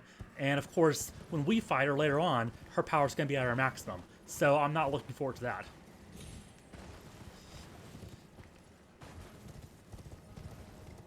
These things here are interesting. I'm not going to let them see me because they can kill me in one hit, but they're called the Kindred of Rot. They're insect-like creatures, but the fact that they have weapons and have their own societies means that they have intelligence.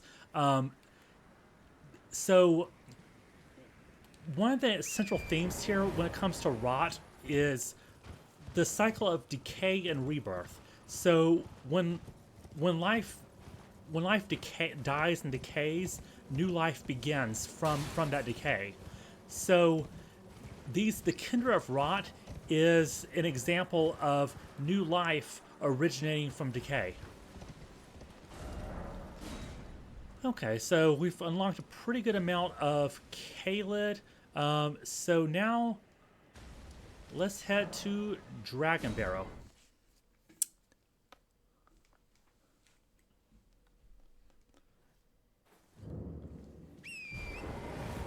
And actually, you know, but before that, I need to get an item. And then we'll head to Dragon Barrow. Because what we're going to do here is slay a defenseless dragon.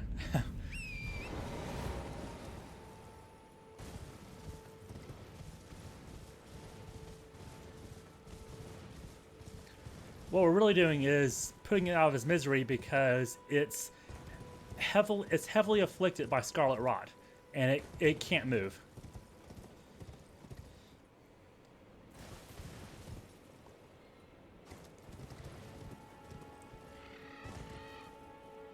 This is another ruin that fell from Farm Azula, and sometimes people like to, you know, build shelter here. I don't know if I have any.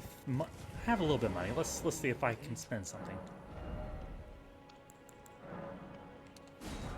Smithing stones are always pretty useful.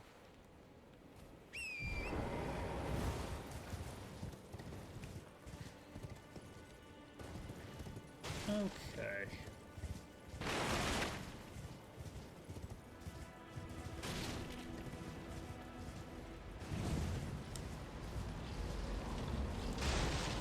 And that's what I came for, the gold pickled foulfoot. When you use it for a limited time, it'll increase the runes you get from defeating an enemy by 30%.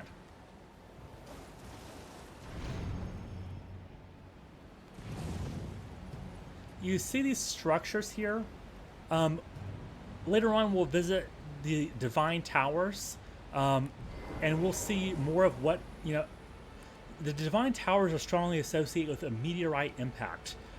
And archaeologically, and like when it comes to their iconography, these structures around, these tall structures here, are kind of identical to the Divine Towers in terms of iconography and material and stuff like that.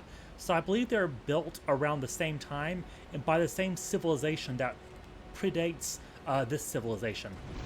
So that's one of the interesting things when it comes to good world building, is you want to design not only an interesting current fictional world, be in a current civilization, but you also want to think about, okay, what civilization came before the current one, and which civilization came before that, and so on and so on.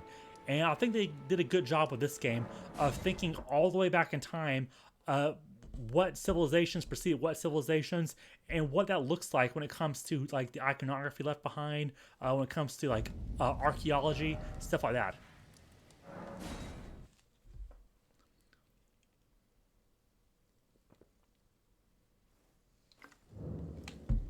Yeah, exactly. Although I'm also doing this to level up a lot, because so when you kill an enemy, of course, it gives you runes that you can use to level up. And a giant dragon is going to give you a lot of runes. And that's also why I got that gold pickled foul foot, because if I'm going to get a lot of runes all at once, I have an item to increase that by 30%, I'm definitely going to use that. Yeah, you do not want these birds to get a hold of you. Even at high levels, these birds are dangerous.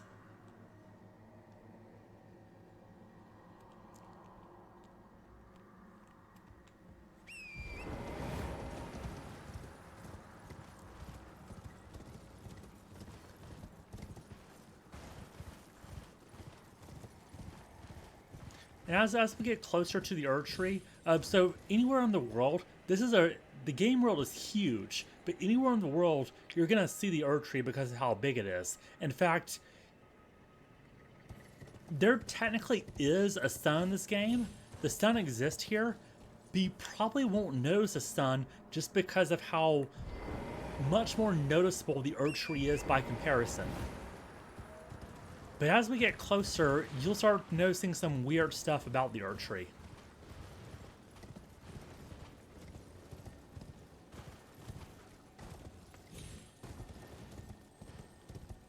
Pretty soon I'll have something called the Beast Repellent Torch.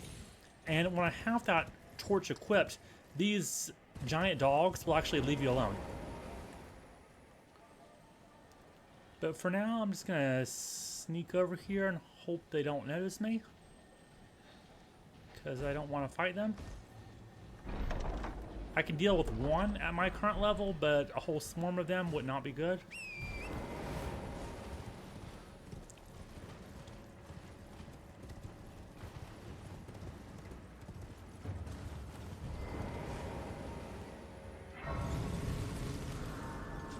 One of them noticed me, but I'll rest here. All right.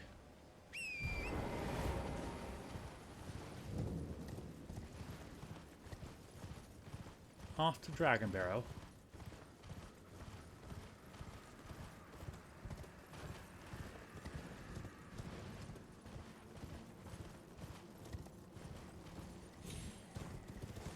When we took the underground elevator, and then emerged back into Caelid, that structure right there is where we emerged from.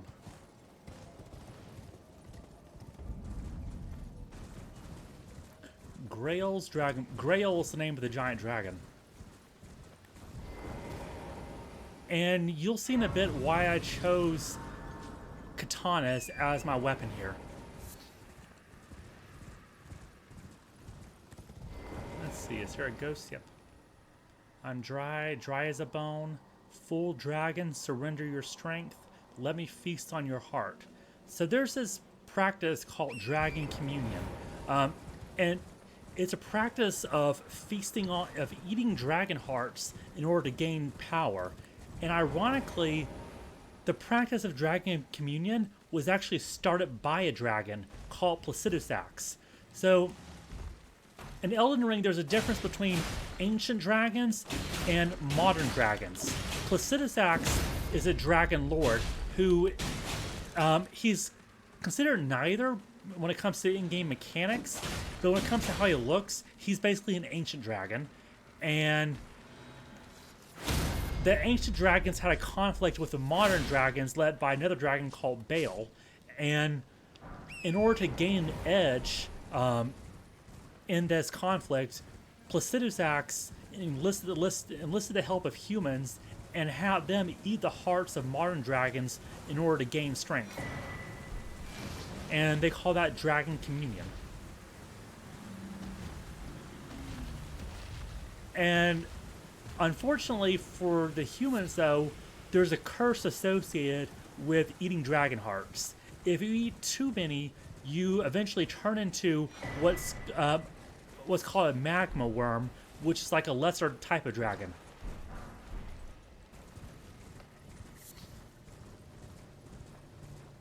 I don't think that was a side effect that was disclosed. I don't think, dragon hearts come with an FDA warning label. These are baby dragons. But even here, because everything is so high level in Dragon Barrow, even the baby dragons are dangerous. So we'll avoid those. And let me just go ahead and make sure I have this gold pickled foul foot equipped. So when it's time, I'll be ready to use it. And see these burning walls here? The burning walls are meant to contain the spread of scarlet rot. So the soldiers in Caelid put up these burning walls to slow down the spread of scarlet rot, but it's not helping that much. And this dragon here is Grail. And these are Grail's babies.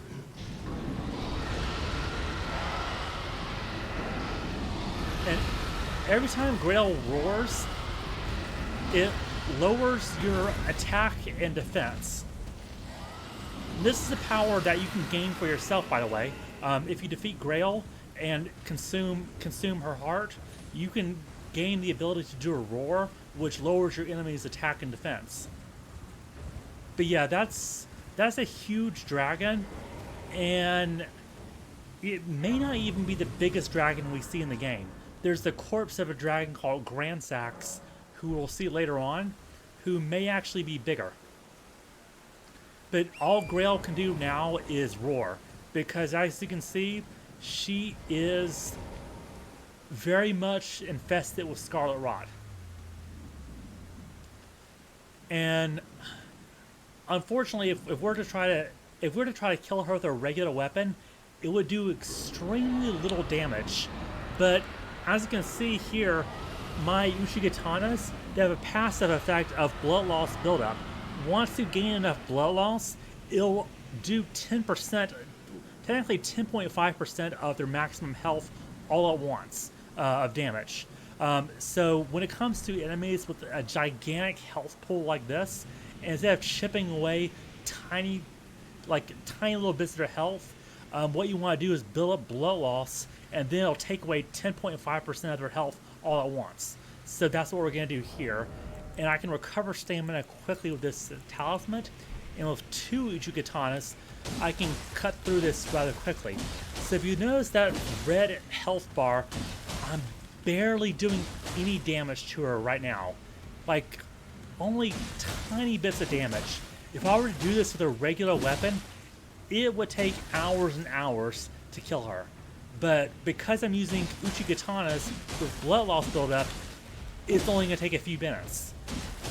Because the idea is we're not doing flat damage. We're going for percentage-based damage.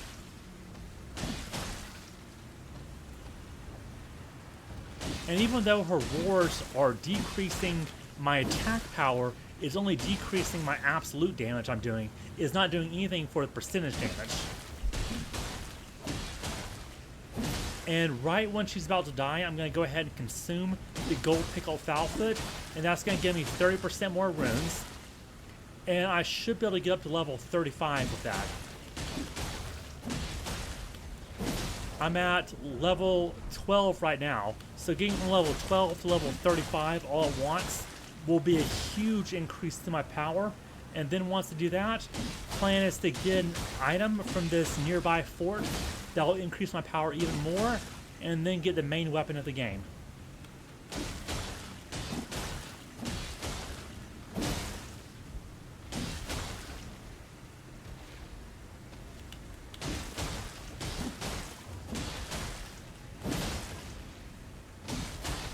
Now when it comes to getting my main weapon, we're going to be introduced to a character called Blythe, the Half-Wolf. And as you know, dogs are extremely loyal, and he's a canine creature, and that'll hold true for him as well.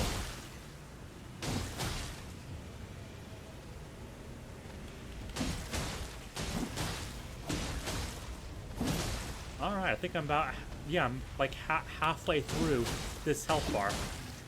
And normally the baby dragons will be attacking me right now, but where I'm at currently with the wall here, they can't get to me. They may be trying, but they can't find their way around the wall.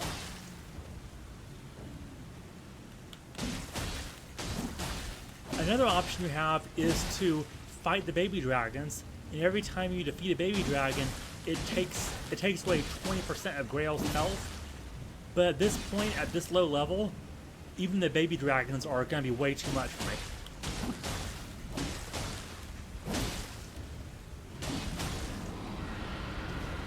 And if you want to fully complete the game and get the platinum trophy and all that, one of the legendary incantations of this game to acquire is Grail's Roar.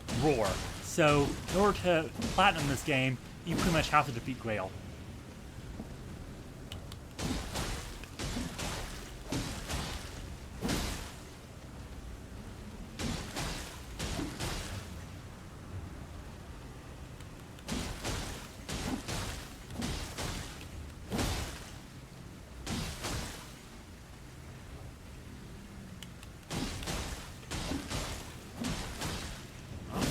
There.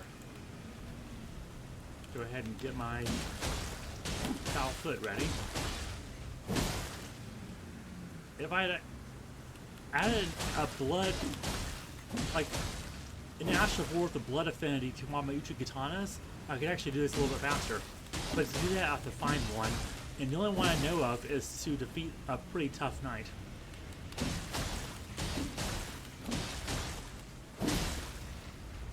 Okay, one or maybe two more blood procs should do it. When you see a twitch, that's when you know that she's dead, and then you go ahead and there we go.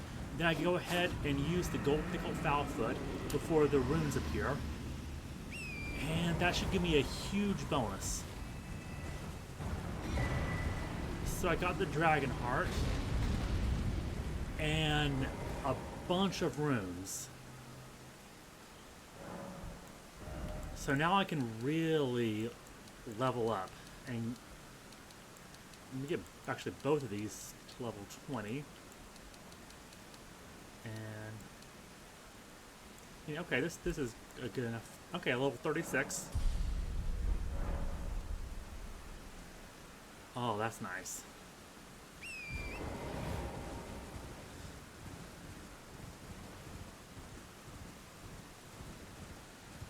All right.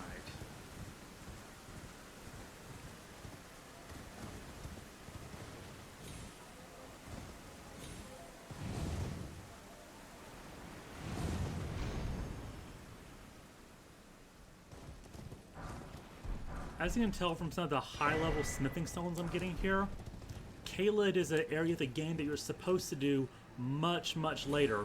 But the interesting thing about this being an open-world game is you can do things out of order, and because of the fact that you can just run past a lot of these enemies instead of fighting them, means that you can grab some high-level items long before you're supposed to.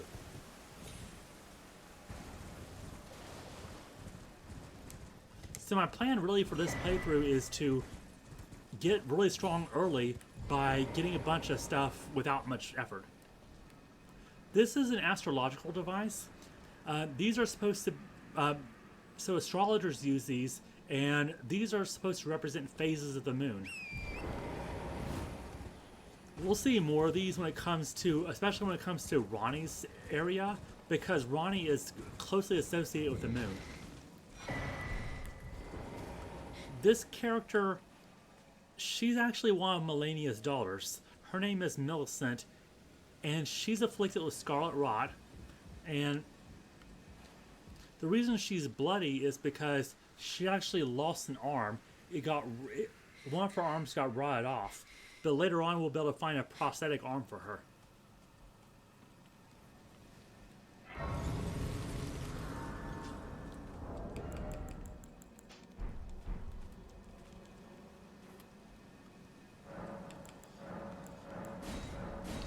And I'm not going to fight these guys, but I'm just going to sneak over here. And she's being guarded by Kindred of Rot.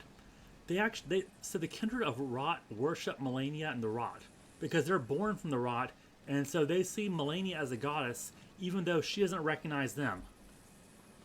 And as I was saying, those giant structures were probably built by a pre-existing civilization. And one of the remnants of the civilization you see is likely this giant skull that we see here. Once we get into the Divine Towers, which are these things here, and we see their association with the meteorite impact, we might start to see like a basis for this whole theory that maybe these things were killed by an extinction level event similar to what may have happened to the dinosaurs in our own world.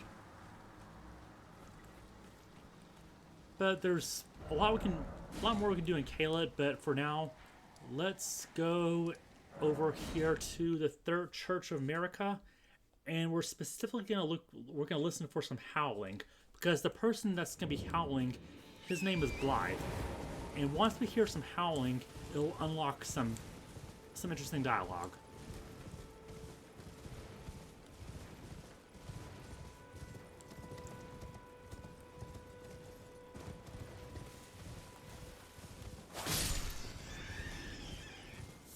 These animals don't really give you much runes, but they're on the way, so every small bit of runes helps. Let's see. These are the Mistwood ruins. Okay, let's avoid the bears. Especially this giant bear.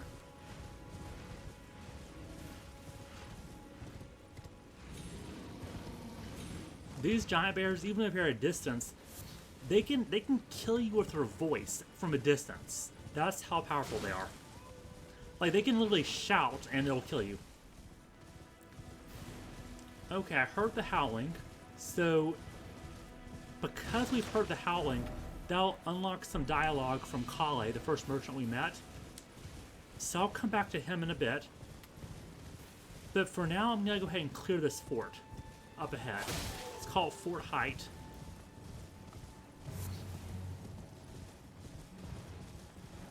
And it's being besieged by demi-humans.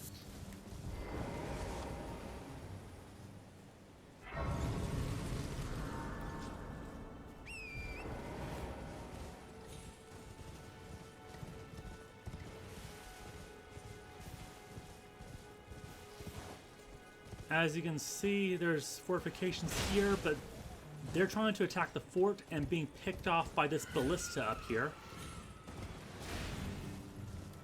And even though demi-humans are kind of our enemies, we're going to help them out here.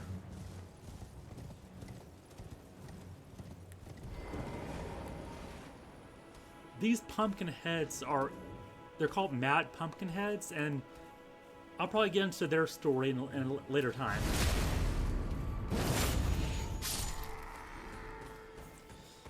Okay. Let's see, what do you got here?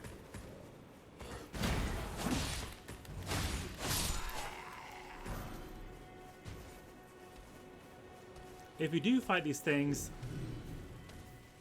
you want to try to get behind them because they use their heads as shields, and you can barely damage their heads because of the metal helmet. These guys are throwing firebombs at me. And they've somehow managed to... These rats can be pretty annoying.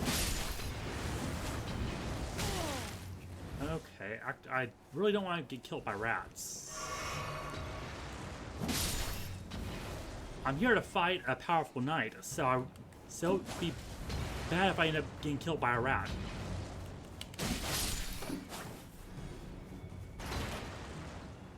Or these guys throwing Molotovs, or whatever they are at me.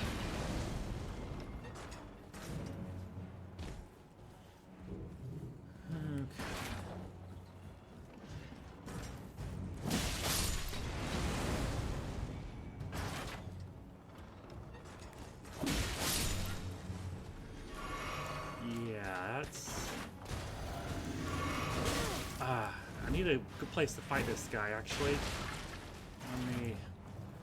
It's best if I actually fight him up there, where he was. So let me bring him back up here and have a flat open space to fight him.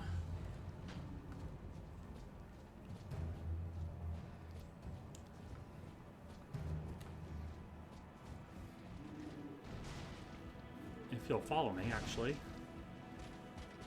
Come on, up here. I don't want to fight you in a cramped space because you have a shield and a spear. Well, actually a sword, I guess. But you have a shield, and I don't like fighting shield guys. And or I can backstab you. That works too. If you're not gonna come up and fight me, I'll backstab you.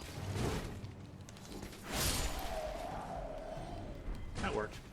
So now that he's dead, it counts as the fort being cleared, and that'll help me advance a quest line for this guy named Kenneth Height. So this is Fort Height, and it's actually owned by a nobleman, and I just rescued his fort for him. But that's not really the main reason I came here. The main reason is for what's at the top of the fort.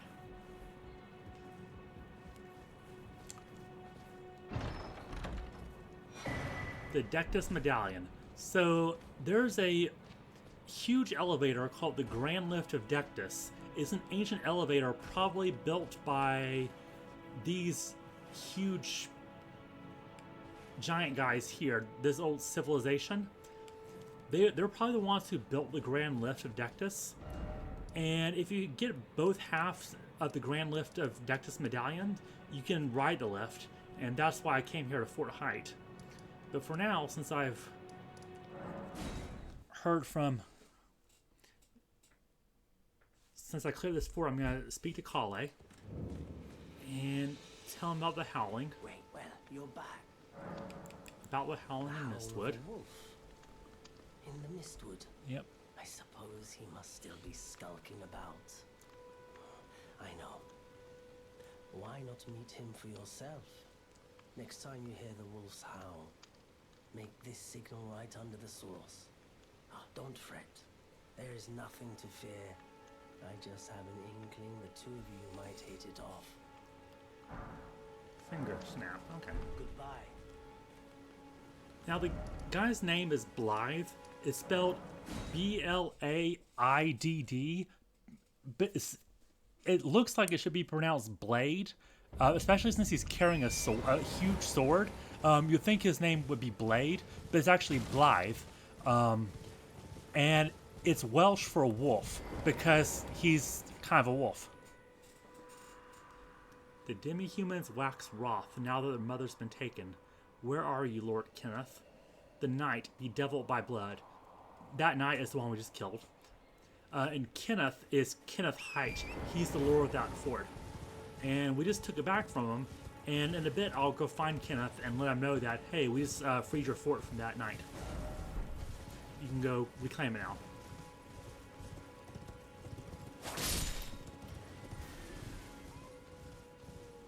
There's that Howling again. And let's go talk to Blythe.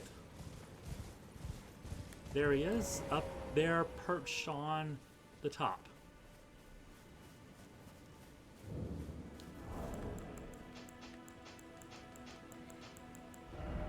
Alright, finger snap. Okay. Who goes there? Carly sent you, did he? Ever the bloody busybody. Maybe to him you don't seem so strange. Knows how to greet us with who goes there. He's acting like a guard dog. A man who goes by Darrowell. He fled somewhere nearby. Or so I've heard. Come tell me if you find him before I do. I can offer you ample reward. Darrowell is nothing but a traitor, and in need of a fitting end to his tale. Alright, so let's help this guy hunt down Darrowell. And once you see Darrowell and fight him, you'll realize why Blythe really wants this guy dead.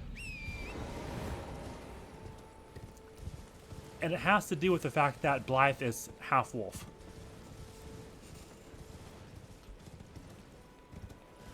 While I say he's half wolf, it's not as if he's actually a cross between a human and a wolf. He's an entirely different creature altogether. He's just called a half wolf because that's what he resembles. He's technically something called a shadow, which is sort of like a divine creature.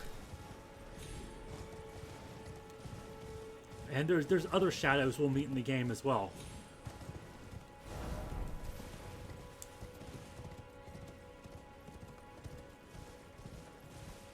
This goes to the Weeping Peninsula, and we'll mess with that later. As you can tell, this is a really big world. And what we've seen so far, this is only a... this isn't anywhere near all of it.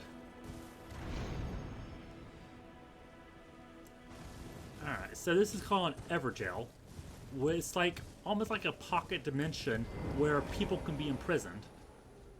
And this is called a Forlorn Hound Everjail. And for the most part, when you enter an Everjail to fight whoever's trapped inside, you're on your own. But in this case, we can actually summon help from Blythe. I think this might be the only Everjail where you can actually summon help. And Blythe actually does most of the work for you here. No. This is where it ends for you. You have to help him a little bit, but Alright, now watch how this guy fights. His name is Bloodhound Knight Darrowell. And he fights on all fours.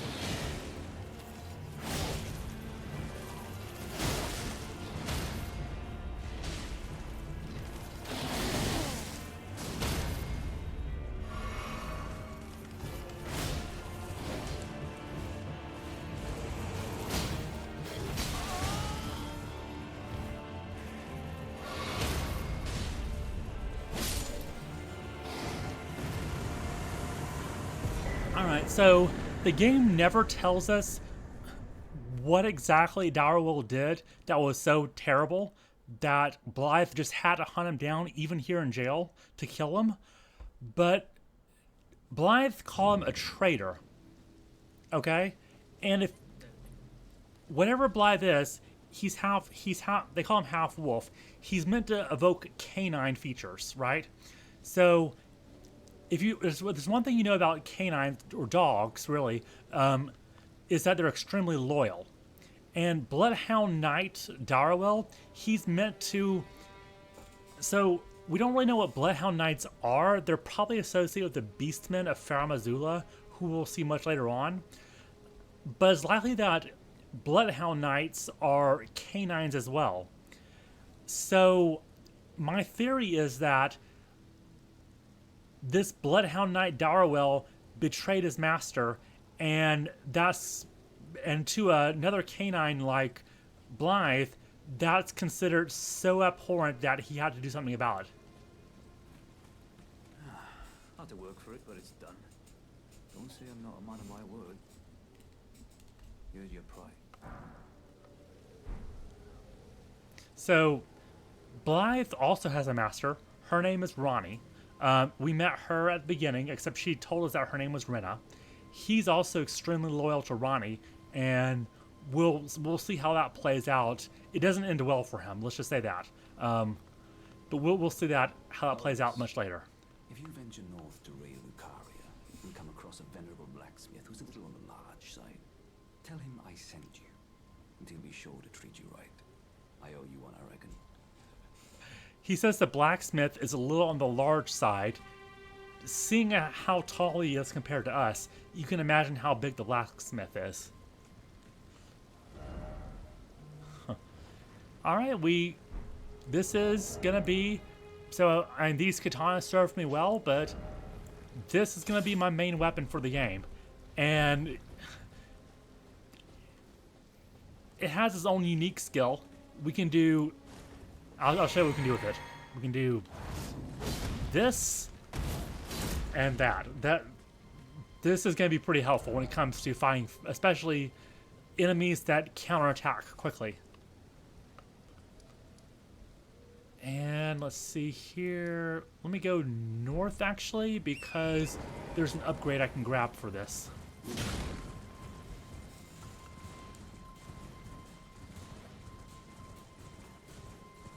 Oh, and this is probably going to kill me, but see this random enemy here? Looks like a regular weak enemy, right? Actually, you know what? Before I do something that will get me killed, let me rest here at the site of grace. Because this will almost definitely get me killed.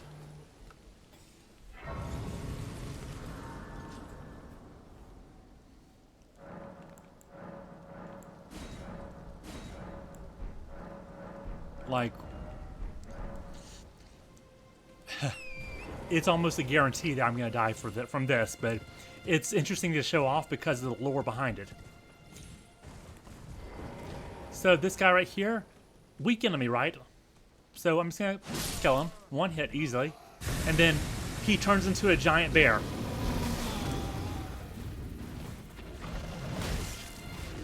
Yeah.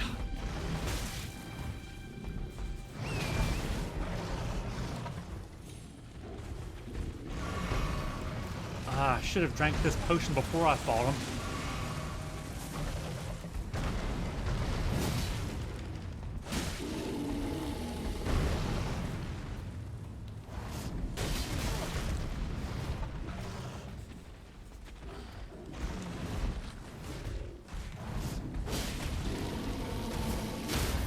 Ooh, staggered him. Let's see if I can get the repost before he gets... didn't quite get to his head in time.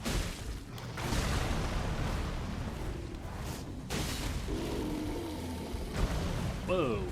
I don't need you...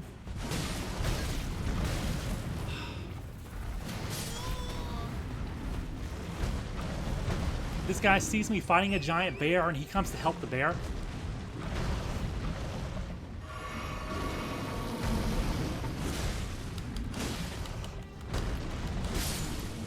Okay, I actually was not expecting to survive that, but that worked.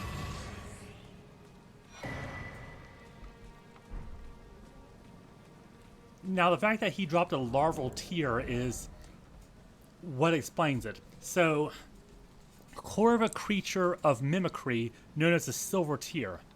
As much a substance as it is a living organism, material required by the amber egg cradled by Renala, queen of the full moon, to birth people anew.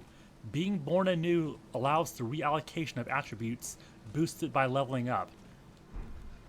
So, in the underground world, there's these things called silver tears that are basically shapeshifters. And most of the larval tears that we find are going to be underground. And when we take these larval tears to Renala, Queen of the Full Moon, she can use these in a rebirth ritual to reallocate our abilities.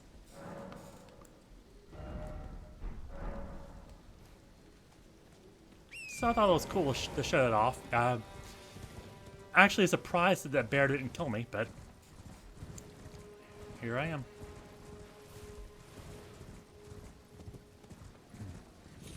These soldiers are not very bright. They see me fighting a gigantic bear like that, and they thought, okay, let me jump in the middle of that and get involved in the fight too. And then of course that same soldier gets demolished by the bear too.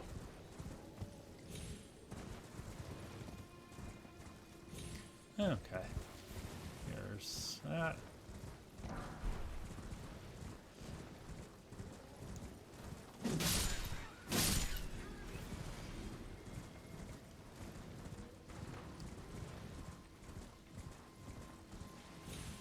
These are poison flowers who can actually sort of rain down missiles on you.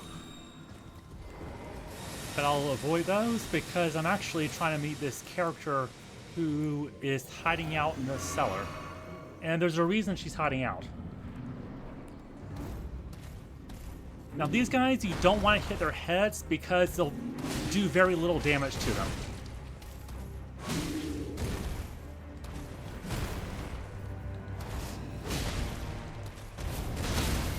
Huh.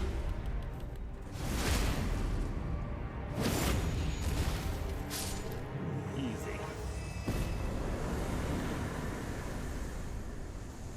Okay.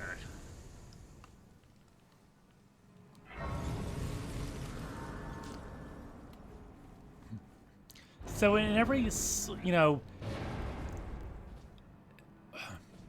when it comes to scientists, there's always, the whole trope of the mad scientist.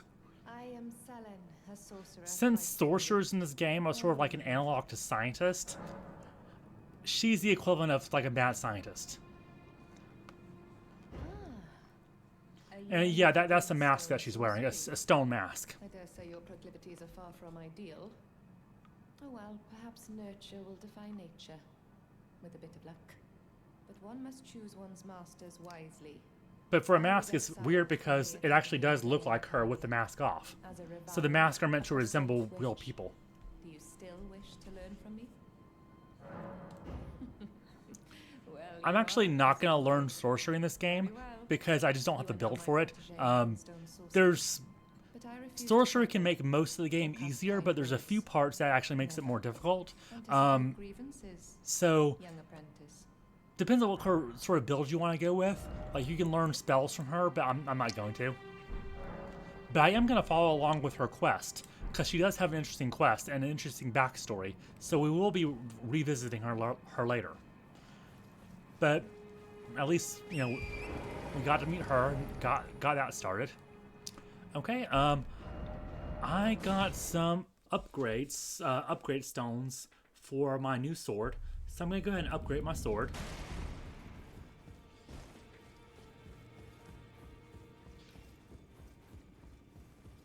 So that's really my plan, is to upgrade this sword as much as possible, as early as possible, and then make so much of this, the early game so much easier.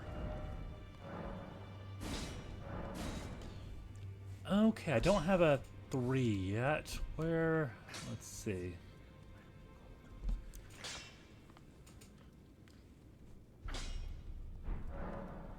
Okay, I probably won't. If I remember correctly, I don't think I'll be able to get Smithing Stone 3 until I get to Liurnia.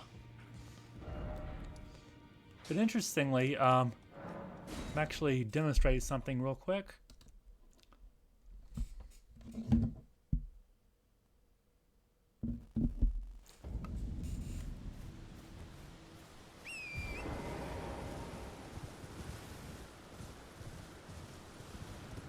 Let's see, following the path.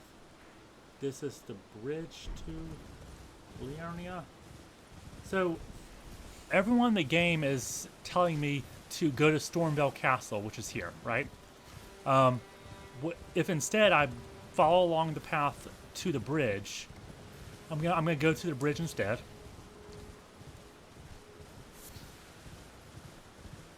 Just gonna talk to her. This is a finger reader. Notice that she has no eyes.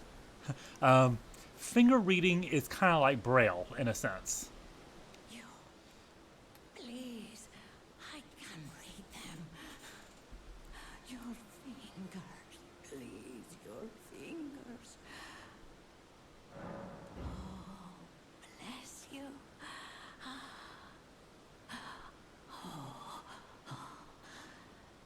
Head to the foundation of gold tarnished. Traverse Rhea Lucaria, glintstone eventide, and reunite the half-crescents at the Grand Lift. She's referring to the Grand Lift of Dectus. Oh, but the bridge is collapsed and cannot be crossed. Only, why should that matter?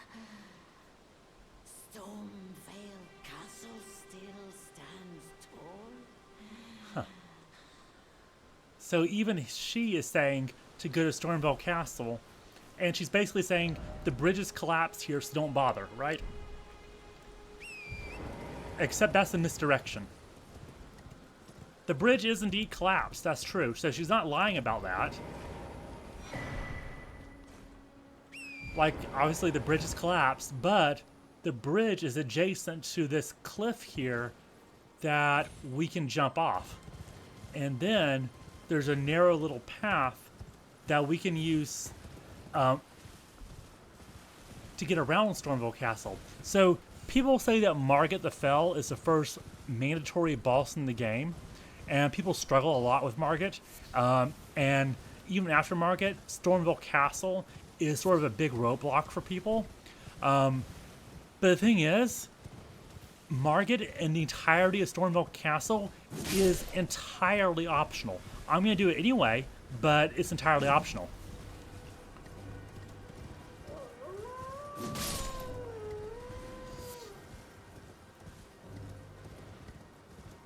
You can literally just look around and ignore what the game is telling you to do and look for yourself, and you can find a path around Stormvale Castle.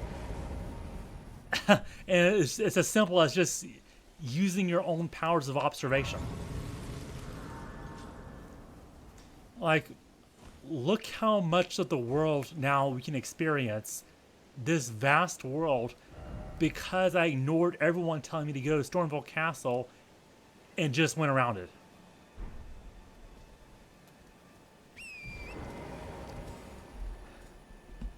Alright. So let's see, I have Somber Stones 1 and 2. You know what? That should be enough. I don't want to. If I overlevel right now, it'll make things too easy. If that's, you know, a thing. So let me just grab this Sacred Tier real quick. And probably talk to this guy. You're tarnished, aren't you? Then perhaps you could spare some. Believe it or not, I studied glintstone sorceries at the Academy. So he's a of scholar. Lucaria. So Rhea Lucaria is kind of like evil. It's like evil Hogwarts. It's a school of sorcery, except the people there will kill you. Well, bless you, bless you. You're a true saint. My name is Topes. Presume you're The witch we met in the cellar, Selin, she's also from Rhea Lucaria, except she got kicked out because she's too twisted even for them. Apologies, friend.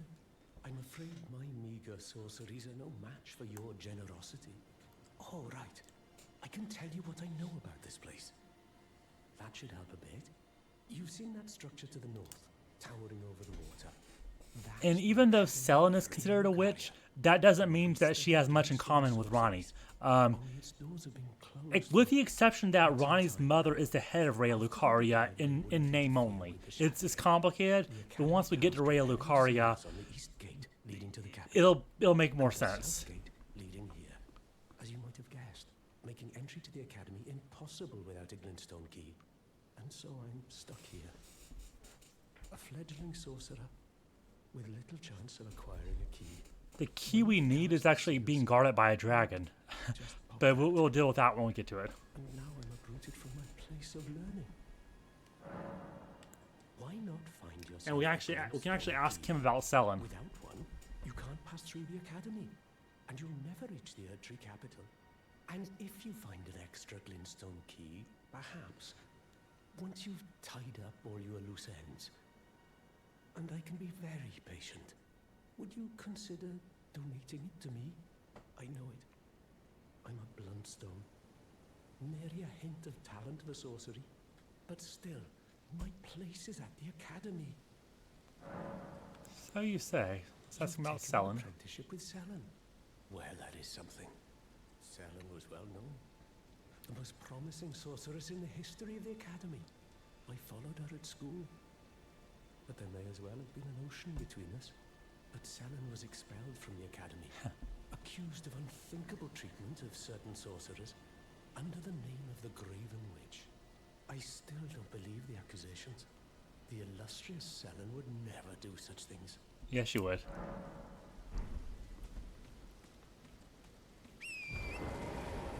Let's see.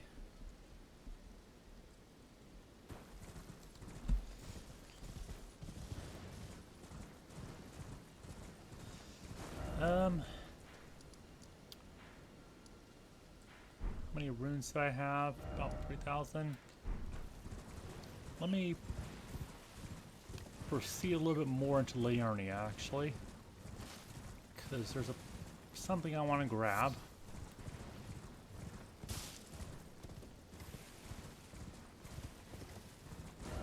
Yep.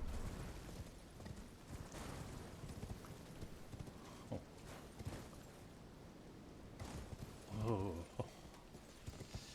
Gotta be careful with these. Sometimes it's easier to do this not on horseback.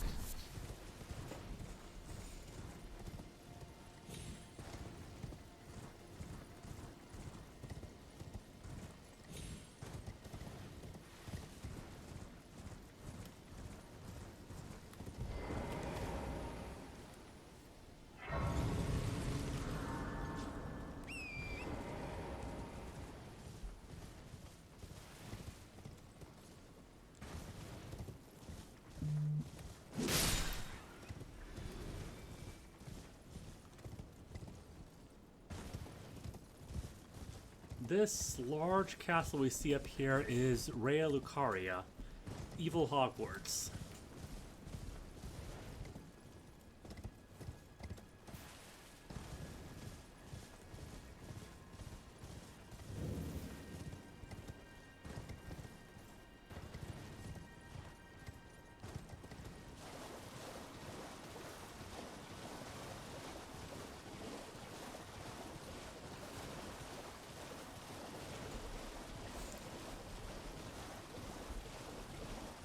it was also involved with 2 wars, but we'll get into the histories of the 2 Liurnian wars later as well.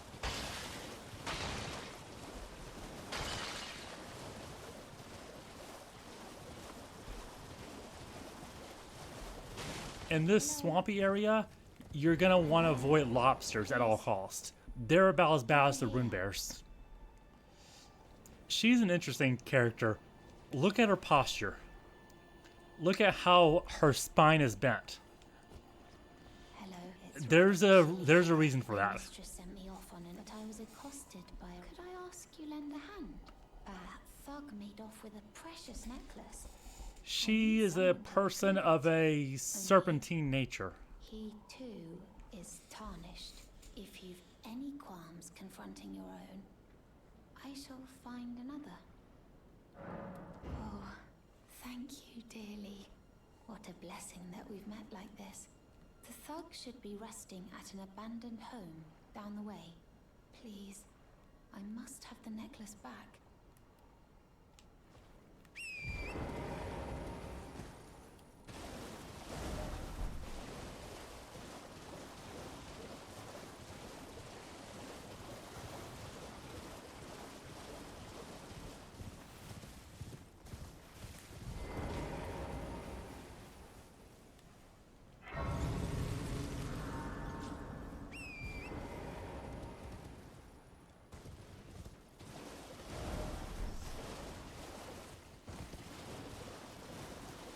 There's a useful item I can get up ahead of this island, somewhere around here. So earlier on I grabbed the Strength Knot crystal tier. Here's the Dexterity Knot crystal tier.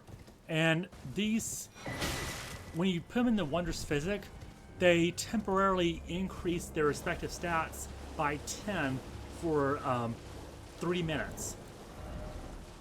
So right now both my Strength and Dexterity are at 20 each. So the Wondrous Physic can hold 2 tiers in them. So if I put both the Strength and the Dexterity tier in my Wondrous Physic and drink it, then for 3 minutes, instead of having 20 on each stat, I'll have 30. And that's a pretty big jump when it comes to how much damage I do.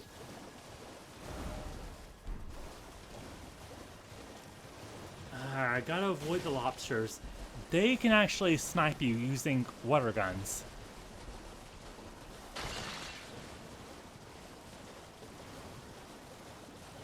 Like, no matter how high level you are, lobsters are one of the enemies that you still always avoid.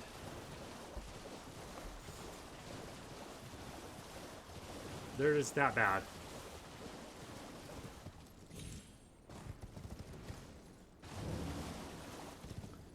Academy Gate Town. Okay. Basically, you want to look for these icons here because they tell you where the map fragments are. And we can also find Dialos around here too. He's the guy in the fancy armor. He's the one looking for his servant Lanya. Alright. And closer to the entrance to Raya Lucaria is the Golden Seed. But for now, let's see. He should be around here. I'll place a marker.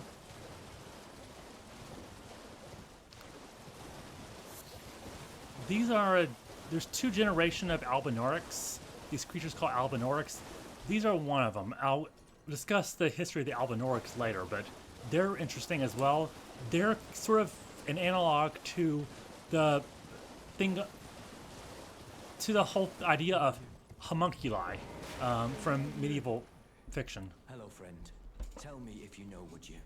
The whereabouts of the hidden house of those despicable fiends. The recusants who hunt their fellow tarnished.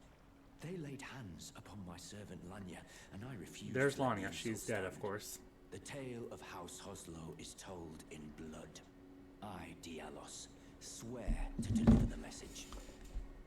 Now, Ino's outrage is not so much that they killed Lanya, but that they basically killed someone who belongs to his house.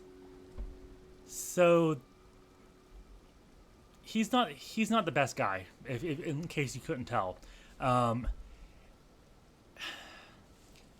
it's not that he cared about her. He cared about the disrespect to his house by killing his servant.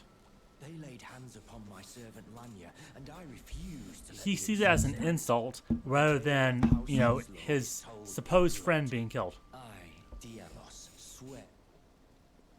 So much of this game's questline is resisting the temptation to kill these very unlikable characters, like Dialos. And as the story progresses, he's gonna progressively get more and more unlikable until at the end he sort of redeems himself. Sort of. But even still, I really don't like Dialos.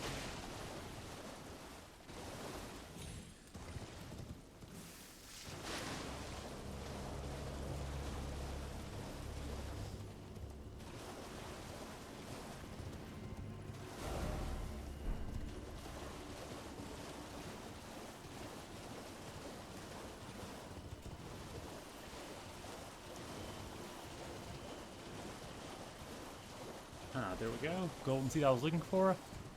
The entrance to the gate leading up to Rail Lucaria, the pathway is very heavily fortified, but there's a back entrance. I'm actually going to go to Rail Lucaria right now. There's actually something else I'm after, and then at a later point I'll get to Rail Lucaria.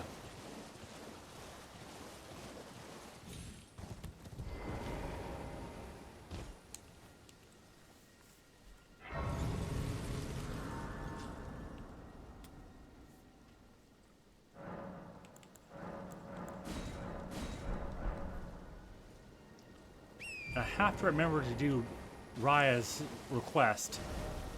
Hopefully I don't forget. But I'm not going to do it right now.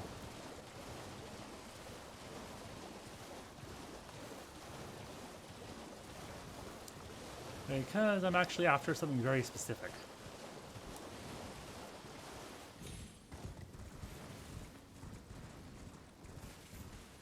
See this church with the blood roses and stuff? Yeah, there's a tough enemy that spawns in here. I'm not going to go in there, but it's heavily associated with a faction that worships the Lord of Blood. Here's one of the things I won't be able to use this right now, but one of the things I wanted to grab is the incantation dropped by this scarab. And these things flee, so I'm going to sneak up on it.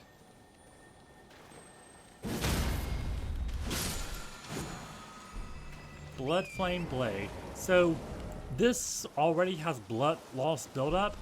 The Blood Flame Blade incantation will give it even more blood loss and also add fire damage to the blade for 60 seconds. So it can make an already good weapon even better.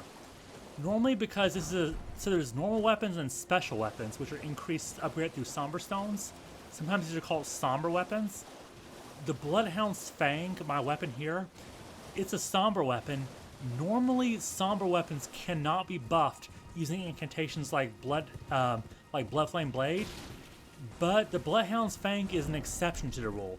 I think, was the only one that I know of that can be buffed. Another reason why this is such a great weapon.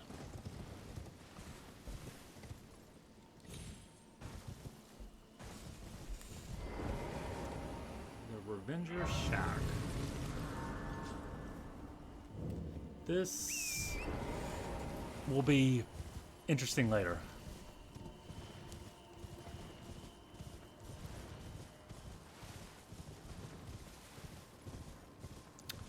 There. What we're after is on those cliffs north of those belfries. Let's see what sort of bolstering equipment I have here. 4. Okay, I don't have 4, but I have 5. Hear that singing? Sounds like a person singing, right? It's a bat. That was a bat singing, singing in Latin. I don't know what the words mean, but I know that the language is Latin.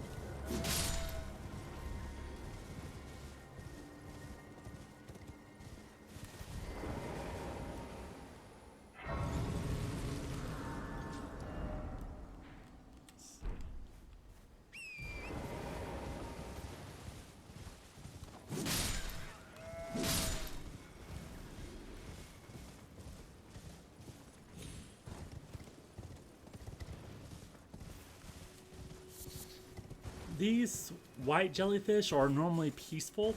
The only time you have to watch out for them is if they turn red, and then they're hostile and will shoot poison at you.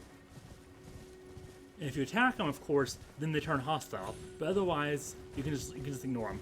But what's interesting is, most of the time, if you see a bunch of jellyfish congregate in one place, it usually means there's something interesting in that location. Right now, there's really not much here.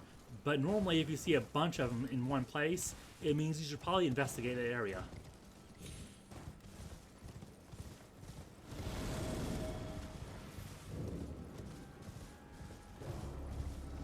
Once we get these things called imbued keys, I'll come back to this place. But basically, these let you teleport to different places, including the place where we started the game at. So the place where I first woke up, the Church of Anticipation, I can actually return to that place using one of these belfries. Okay, so somewhere here, there's a corpse that I'm looking for.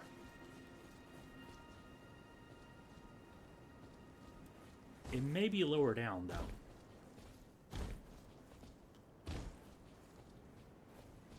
I may have gone up too high, but we'll see.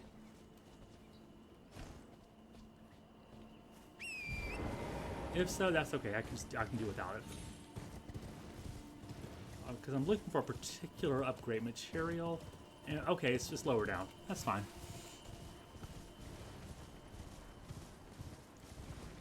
But yeah, that grafted scion who I fought at the beginning, I can actually challenge him again and beat him this time. And there's a certain character whose quest line is tied to returning to that land. Not land, I mean that church. Okay, can't get down that way.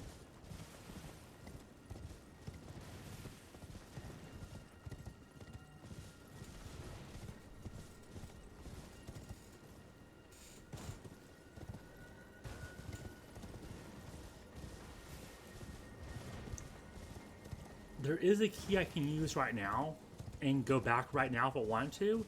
But I'd rather wait till I have all 3 keys, and then I can visit all 3 of those belfries all at once. It says 4 belfries, but you can only visit 3 of them.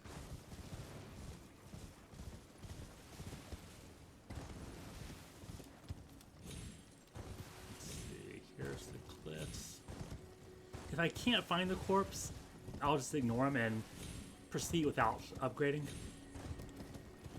I mean, I already have a +2 Bloodhound's Fang. I should be able to clear Stormvale Castle pretty easily with that. I mean, last time I actually cleared it without upgrading my weapon at all, so I mean, it's fine. But, you know, why make it harder if I don't have to, right? Okay, I check one more place and then I'll just go ahead and proceed without it.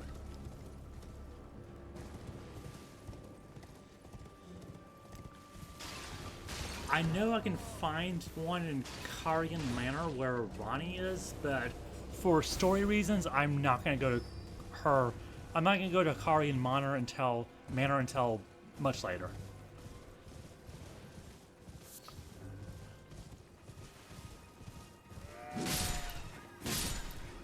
There we go. That's the guy I was looking for.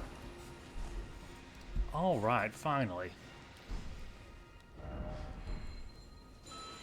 Oh, okay, these guys are swarming me. Okay, that's fine. I can deal with them.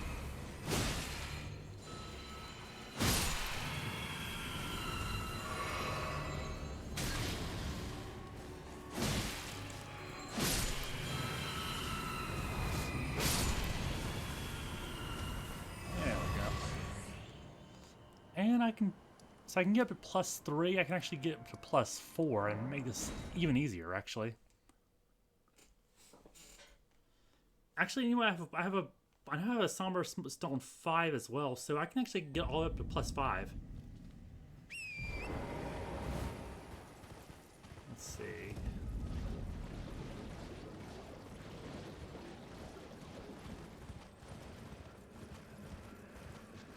So I'm looking for another corpse around here as well. That also has a smithing stone. It's around here.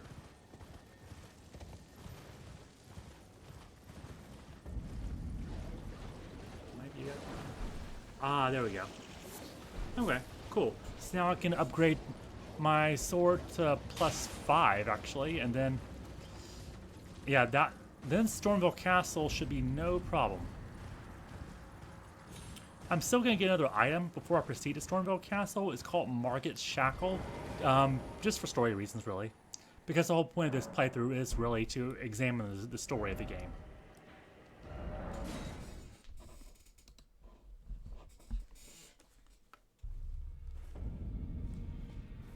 Cool. Ah, you, the recusants sent a lackey. Can you believe they invited me to join them? Now, after what they did? I can scarcely believe it myself. Did they think me a fool? Oh yeah. You might be surprised to learn I took them up on the offer. Then I only had to ask. The location of the recusant hideout. It's on Mount Gelmir, found off the old road that leads west from the town of Windmills. That's where they hide. The manor on the peak. Just you wait, wretched recusants. You'll rue the day you insulted my name by laying hands on Again, me. he sees The the fact that his childhood friend was murdered as an insult to his house's name, not the fact that someone was literally murdered, you know? I really don't like that guy. Well, I took you for no matter. It's all out your arms. Alright, let's... Okay, I need to sell some stuff to get more runes.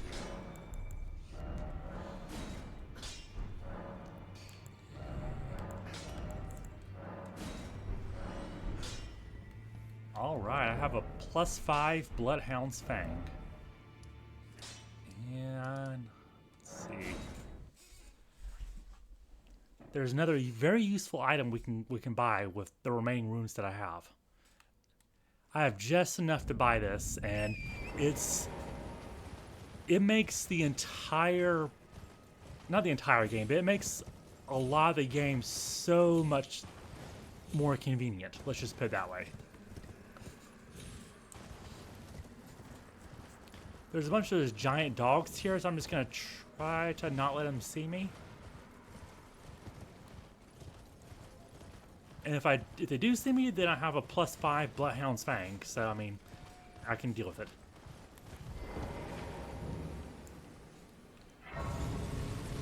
Isolated merchant shack.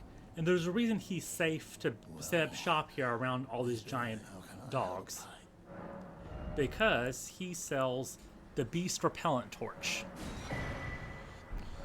And this is literally one of the most useful items in the game because it does what it says, repels beasts. Like, check this out. Normally this thing would be super aggressive, right? Huh, look at that. He's not going to, unless I attack him, he's not going to attack me. Like, I can even, like, put it away, but as long as it's on it's equipped, even if I'm not holding it in my hands, it's still equipped, he's still not going to attack me. I can turn my back, crouch down. That torch keeps him away. There's some, so it doesn't work on every animal. It works on these dogs, regular dogs. It works on rats. I don't think it works on wolves. For some reason, it works on dogs, but not wolves. It doesn't work on the giant birds. It's just trial and error to see, you know, which beast it works on and which it doesn't. But yeah, literally, if you can get this torch, get it. It makes so much the game just much better to get through. And with that, oh, there he is. With that, it actually makes one other thing super easy too.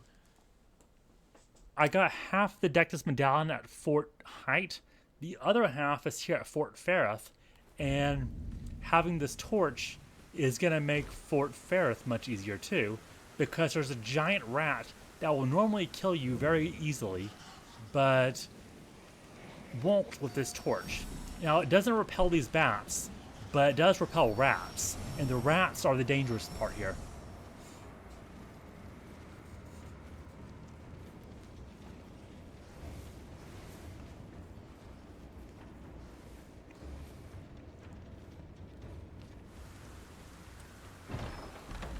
Of course, you can get the medallion without worrying about the rats, but there's one other item that is also in this fort that is very helpful for my build.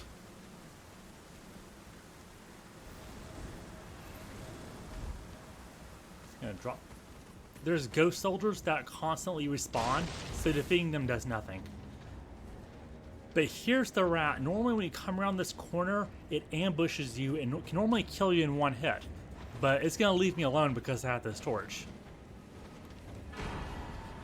And that's the item I want. So,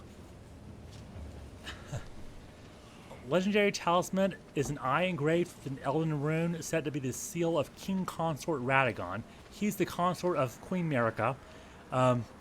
So, what's interesting is, so this increases the damage you take by 15%, but it also raises several stats by 5 each. So, on the right side, you see it raises my Vigor, Endurance, Strength, and Dexterity by 5 points each. That's like an increase of 20 levels, basically, all for the cost of an extra 15% damage taken.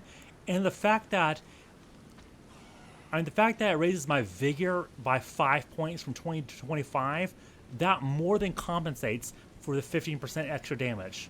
So yeah, this is worthwhile to take, especially since I'm a melee build instead of a magic build. If you're going to use a magic build, then the corollary to this would be, instead of Radagon's Sword Seal, it would be Marika's Sword Seal, but you get that much later in the game. Okay.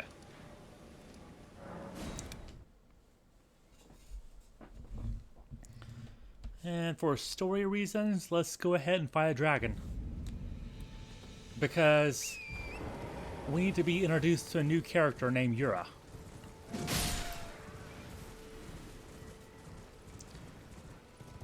He is cautious of people involved with dragon communion.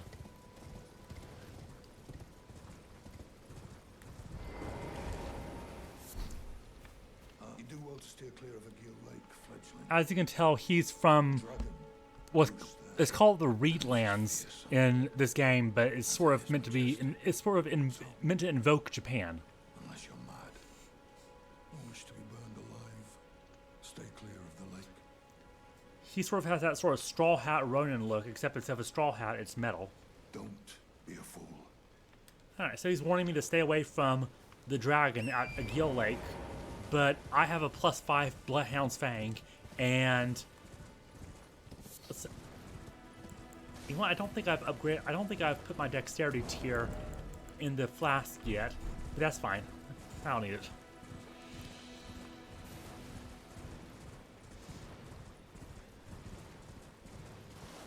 So he says to stay away from the dragon, but I'll take my chances. So these undead people are worshipping the dragon Agil, and there he is.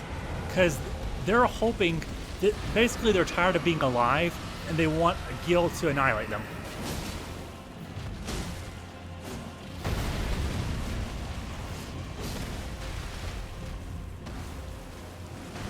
That tailspin is more dangerous than it looks. Oh no, here's the fire.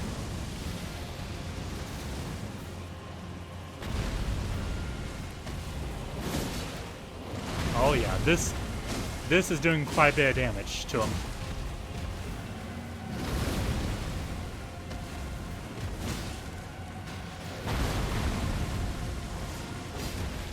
He moved his leg at just the last second.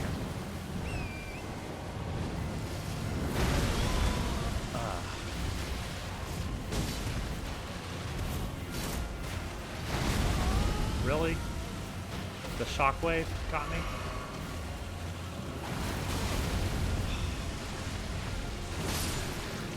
Okay, that's one dragging down. Great enemy fails. Not that great, actually.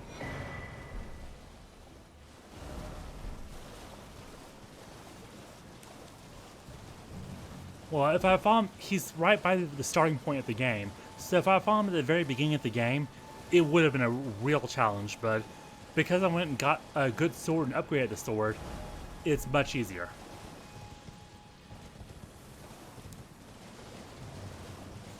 And that's one of the advantages of an open world game is, you know, if this were a strictly linear game, if you're stuck on a hard enemy, you're just stuck. But an open world game, you can go explore and find ways to power yourself up and then come back and fight tough enemies. Like, you know that tough guy on horseback, the tree sentinel with the golden armor and all that? If I were to fight him right now, he would be so much easier.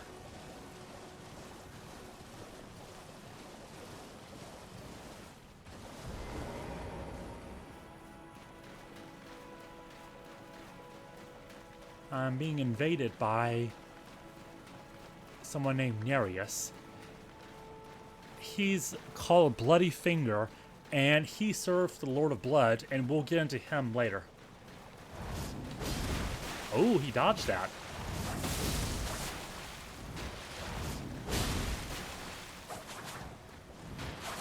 Oh, wow. Yeah, he also does attacks that build up blood loss. And Yura's coming to help, but I don't think I need his help.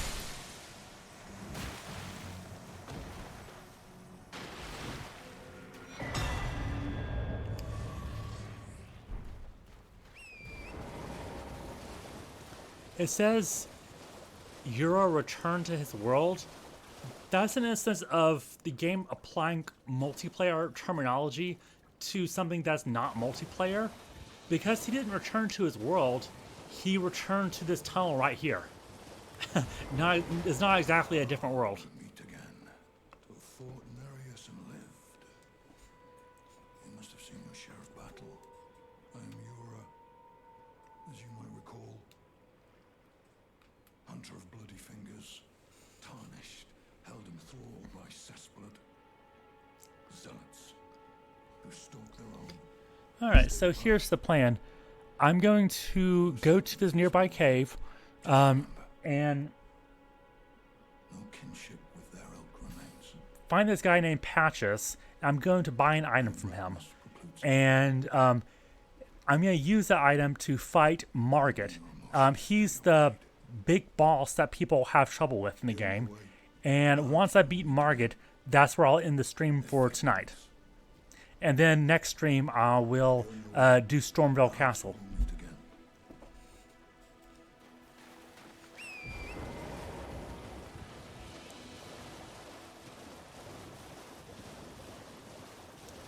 I'm trying to sort of go along with the averages for Twitch streams, because, you know, you want to go with what's typical, so the algorithm recommends you better. So 3 hours seems to be the typical stream length, so that's what I'm going with for now.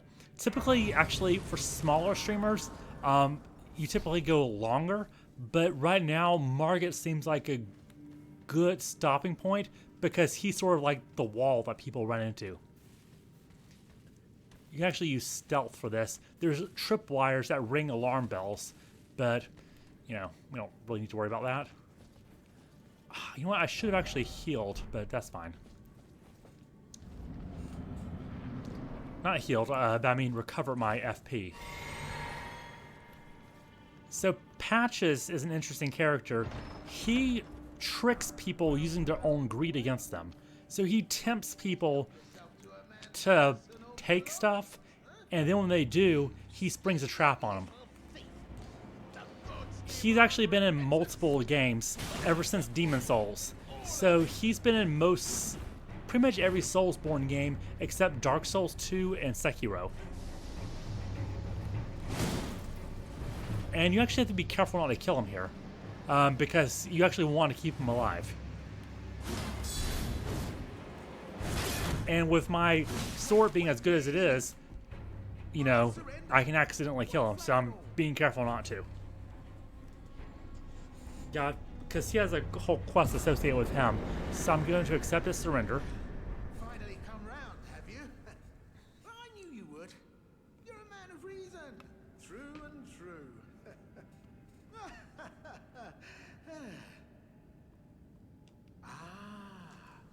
Well, what do you know? You're tarnished, like me. Now, how did I get that wrong? I took you for a demi-human or some such. Well, an innocent mistake, I assure you. Well, water under the bridge. Now we're squared up. How about we play nice from now on? He's not going to play nice. But yeah, we'll go along with him. True man of reason. He's the character who will betray you at every chance he gets. Patches the untethered. But yeah, that's one of the sort of tests in these games is putting up with Patches. Because, you know, he does make it worth your while if you follow his quest. But you have to resist the temptation to kill Patches because he's really going to try your patience. But honestly, this looting racket is bloody terrifying. Frankly, I'm ready to wash my hands clean. Maybe set up a legitimate shop. So don't be a stranger. I'll be ready to wheel and deal come next time.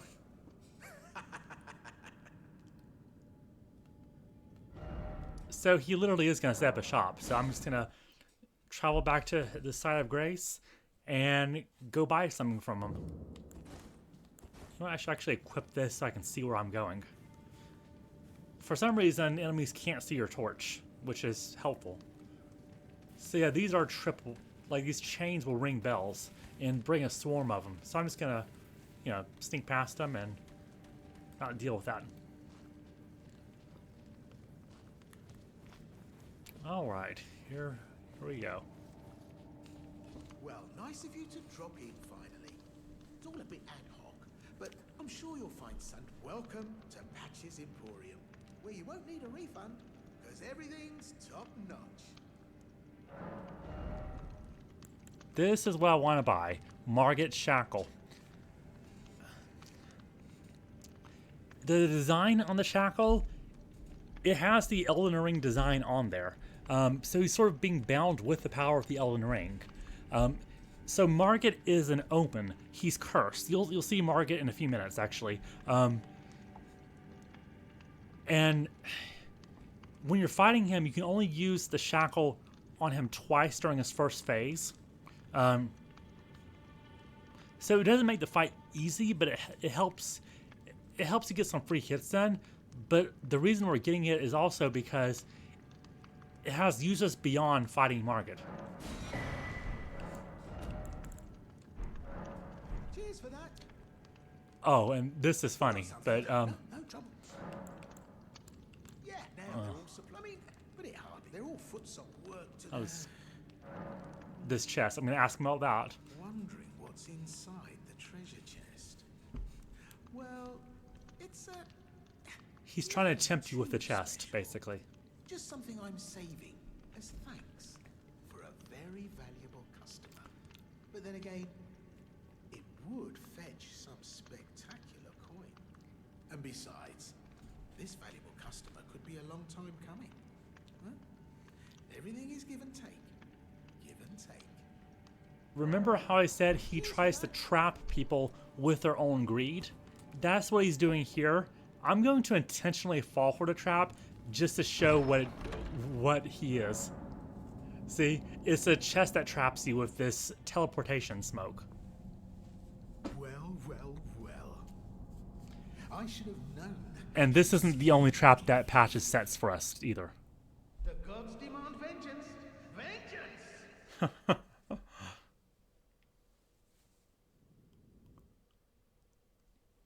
And wait till you see where exactly he teleports you to.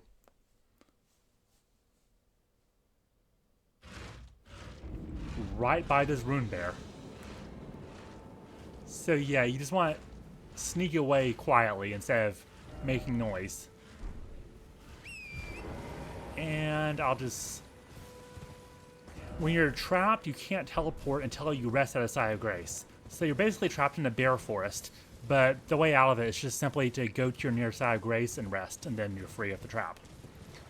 So it's not a big deal. He could have teleported you to much worse places, and there actually is a very infamous trap chest in Elden Ring that a lot of beginners fall for, and it really puts you in a very bad spot. Like, it can literally cause you to be stuck if you can't get through it. Okay. So first things first, mix this wondrous physic to increase dexterity, and I'm gonna equip this new item, and let's go fight Margit. And then after I fight Margit, I'll go ahead and end this stream, and I guess we'll discuss what I'm gonna do next stream.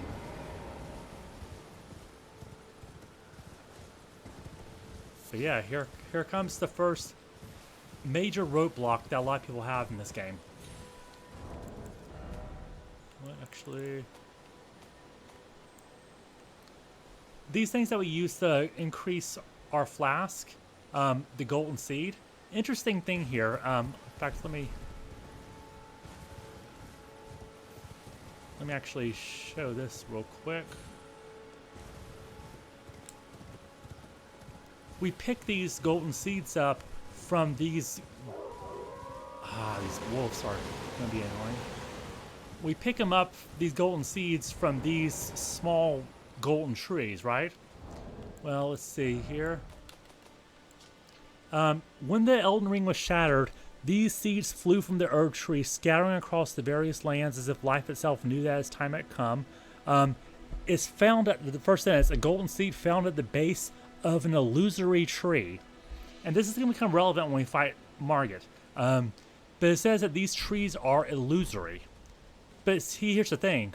I can't walk through it. These trees have mass. So, illusory doesn't mean that... Illusory doesn't mean what we think it does. And in fact, there's walls in this game called illusory walls that also have mass. We can't just walk through it. But they're still not real walls.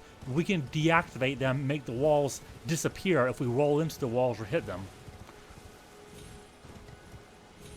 They're called illusory walls, even if they technically do function as walls, as actual physical barriers.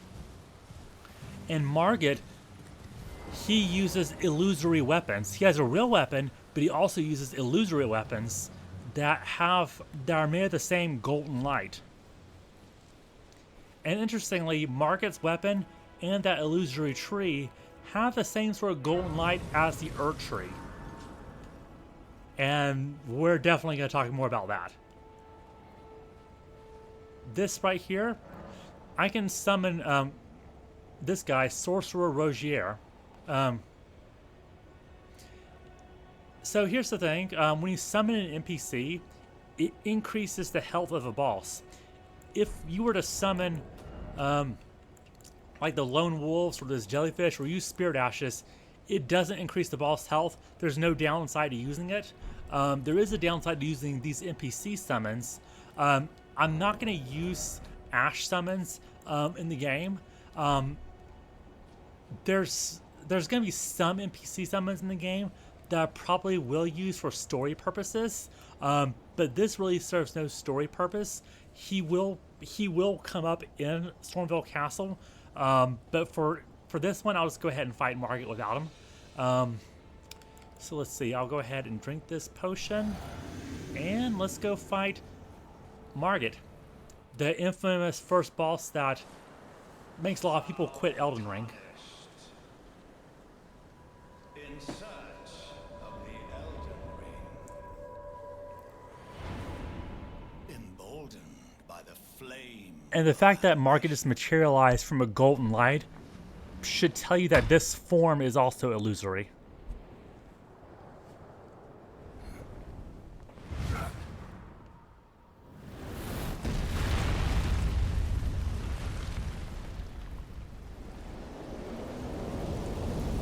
Now, Margit's shackle can be used twice, and both times have to be before he produces his hammer. Margit the Fell. Don't know why that restriction exists, but it does.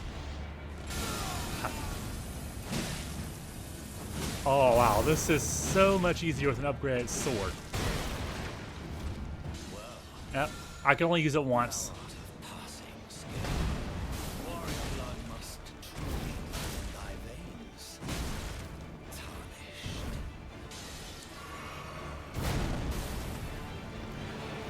Alright, come on. I probably shouldn't have finished him off so quickly, actually. Because he has a cool moveset, actually.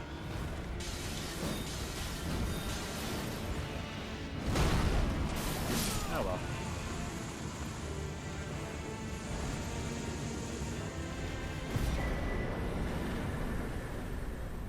I shall remember thee, tarnished, smouldering with thy meager flame. Cower in fear of the night, the hands of the fell omen shall. So yeah, as you can tell from the fact that he's still talking, this wasn't his real form that we fought.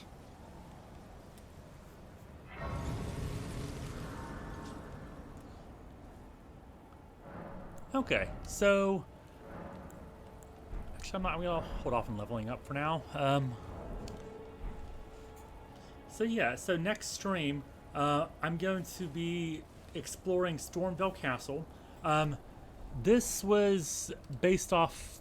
This appears, from what I can find, this appears to be based off of a real castle. I don't know if I'm pronouncing it right, but it seems to be Caernarfon Castle.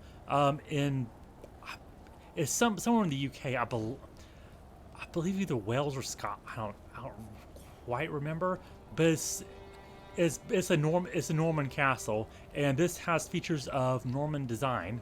And as we're exploring next stream, I'll discuss the history of this castle, why there's this lion iconography here, who the lion is supposed to represent, like some of the King Arthur lore and how that applies here. And it probably won't take me the whole stream to actually get through Stormvale. So after Stormvale, the plan is I'll go south to the Weeping Peninsula because there's a castle there called Castle Morn that has its own interesting story.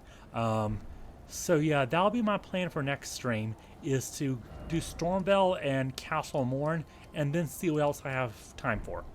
But yeah, that's the stream for tonight. I was planning on I was actually planning on doing it a little bit longer, but this is a good stopping point. So thank you for everyone who came, and I guess I'll see you guys next time.